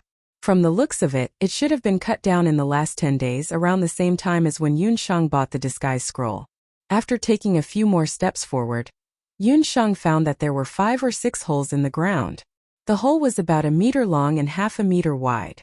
It was very deep, and there were traces of dirt being shoveled at the entrance. All the holes were the same. Yunsheng suspected that these were the deep holes dug by the gravediggers. Summoning Bobo, Yunsheng ordered it to fly to the bottom of the deep hole to see what was going on. "Dear Master, Poppy doesn't want to go into the dark cave alone. Poppy wants to go with you." Puffed Egg proudly flew around Yunsheng like a wasp. Yunsheng was not in a good mood. "I've never seen such a timid beast like you. You have wings but I don't. The depth of the hole is unpredictable. Without wings you will fall to your death if you don't stop." "Who said that? Poppy having wings means that Master has wings. We can combine." That's a new ability that Poppy recently learned in the Linglong Beast Tower. Puffed Egg was so excited that its egg emitted a red light. With a whoosh it drilled into Yunsheng's body and disappeared. The red light enveloped Yunsheng. Yunsheng only felt an itch on her shoulder blade. She touched it with her hand and found that there were 2 more granules on her back. The granules grew bigger and bigger, and finally a pair of wings grew out. The pair of wings were real wings. They were fluffy and white like a swan's. They were even more authentic than the pair of wings that Divine Wind had. Puffed Egg's voice echoed in her mind. "Dear Master, relax a little. Poppy will be in charge of flying. You will be in charge of checking the cave." After saying that, the wings on Yunsheng's back shook. Her body fluttered like a big bird and fell into one of the deep holes. A fireball ignited in Yunsheng's hand, and her body kept falling down. After falling for more than 100 meters, the darkness gradually faded. Yunsheng's feet finally touched the ground. As soon as she landed, Puffed Egg automatically separated from Yunsheng. Puffed Egg's first battle skill, Fusion, was officially a success. Yunsheng discovered that Puffed Egg was different. It seemed that other summoners could only control beasts, but she had never heard of a beast that could directly fuse with a summoner. Puffed Egg must be a very special summoned beast. "Poppy, if I fuse with you, can I also inherit your other abilities?" Yunsheng's heart moved. Since she could fly with Puffed Egg when she fused with it, did that mean that she could also use other abilities of Puffed Egg, such as monstrous strength? Puffed Egg was ignorant. It was not particularly clear. Yunsheng planned to find an opportunity in the future to test it out. The fireball illuminated the surrounding environment. As Yun Sheng expected, these deep holes were indeed left behind by gravediggers. However, Yun Sheng looked around and found that this was not a tomb like she had thought. This place was more like a place where people lived in seclusion in the early years. There were pots and pans as well as some simple tables and chairs. Unfortunately, these utensils had been weathered for a long time. Some of the more valuable things, such as the disguise magic scroll, had also been plundered by the gravediggers. Looking at the situation, there must have been a famous magician who lived in seclusion here. But for unknown reasons, the magician eventually died here. There were also footprints of a few people and obvious traces of crawling insects nearby. The tide of centipede ants had indeed crawled out from here. Yun Sheng followed the footprints and kept going inside. At the end of the hole there was a skeleton sitting. The belongings and clothes on the skeleton had all been stolen by the gravediggers. There was no suspected nest of centipede ants around. This magician, is he the one who invented the disguise magic? Yun Sheng could not help but feel a touch of respect in her heart. He didn't know why he had died in the tomb for no reason, and it was still unknown for the time being. But since the disguise magic was also a big gift. According to the saying on the continent, the inheritor and the inventor of the unique magic were naturally master and disciple. As a junior, it was better for her to bury the remains of this nameless magician. After Yun Sheng kowtowed a few times to the nameless magician, she removed the dust on the skeleton and used the earth thorns to dig a hole to bury the skeleton. A few earth thorns came down, the hard soil in the hole loosened, and a big hole was quickly dug. Just as Yun Sheng was about to move the magician's skeleton to bury it, she found that under the skeleton, there was a sharp horn. The sharp horn was not a stone but more like a box. Yun Sheng's heart moved. After placing the skeleton in the hole, she dug down along the sharp horn. The sharp horn slowly revealed its full appearance. A shabby black jade box was revealed. Chapter 176. The dusty black jade box looked as if it had been buried under the ground for many years. Black jade was originally a kind of precious magic crystal. This kind of crystal was mostly used to preserve precious items to prevent the magical properties or medicinal effects of the items from losing their effectiveness. This piece of black jade was perfectly cut, and its surface was emitting a cold air. It looked very precious. As the nameless sorcerer was sitting below, on the boundless continent, desecrating a sorcerer's corpse could lead to a magic curse. This was also the reason why the group of gravediggers did not dare to move the sorcerer's corpse. If Yun Sheng did not have the intention to bury the nameless sorcerer, she would not have given out this box made of black jade. There were still some traces of the magic array on the black jade box, but as it had been too long, the magic array had already lost its effectiveness. Yun Sheng braced herself and opened the box. Even if it was Yun Sheng when she opened the box and saw what was inside. Her hand still trembled and she almost threw the box out of her hands. But in the next moment, Yun Sheng's mind appeared a scene. On the boundless wasteland, a red-robed summoner raised his right hand. In an instant, the sky was filled with the roar of an angry dragon and hundreds of phoenixes. An army of countless magical beasts covered the sky and covered the earth. The roar of the magical beasts changed the color of the sky. The illusion disappeared, and Yun Sheng's gaze stopped on the open box. There was actually a hand in the box. A right hand. To be exact, it was a right hand that had been air-dried. The skin was as dry as chicken skin, and the flesh had long dried up. It was a hand that looked like an eagle's claw, although it had long been air-dried to the point that only skin and bones were left. But from the perspective of a professional doctor, Yun Sheng could see that this hand was well preserved. Even the pores on the hand could be seen clearly. On the middle finger of this hand, there was a huge square summoning ring. As a summoner, Yun Sheng would not have overlooked this ring. From a beast speaker to a beast summoner, all the way to the highest level of a summoner, the one and only existence in the Zhao state, the Emperor Zhao in Red's ruby imperial ring. Yun Sheng's hand started to tremble unconsciously. Her heart was beating very fast. The black jade box in her hand seemed to weigh 1,000 pounds. Teacher Mei Li's words were still ringing in his ears. 8 Barons divine artifact. Who would have thought that in this inconspicuous gravedigger's cave, there was an artifact that all the summoners in the world would go crazy for? It was the hand of the first Emperor Zhao, the hand of summoning. According to the legends, the hand of summoning was made from the right hand of the first Emperor Zhao. Possessing it was equivalent to possessing the power of a legendary summoner. Legend had it that this amazing summoning emperor had once sealed the most powerful magic beast of the 8 barren lands. The summoning demon hand was still lying quietly in the box. It was unknown how this magical hand ended up in this desolate cave. Yun Sheng took a deep breath and sorted out her chaotic thoughts. In the illusion just now, she also learned that the summoned magic beast had an incredible summoning power. Using it, one could contract or subdue a magic beast that was much higher than the summoner's own level. The heavens are really helping me. I was just worried that I couldn't find a way to eliminate the white-legged ant general. With this magic hand, the problem will be solved. Yun Sheng no longer hesitated. She put the black jade box back into the beast speaker ring and immediately left the secret cave. In order to prevent any more gravediggers from disturbing this cave, Yun Sheng used earth spikes to completely collapse the cave before she left.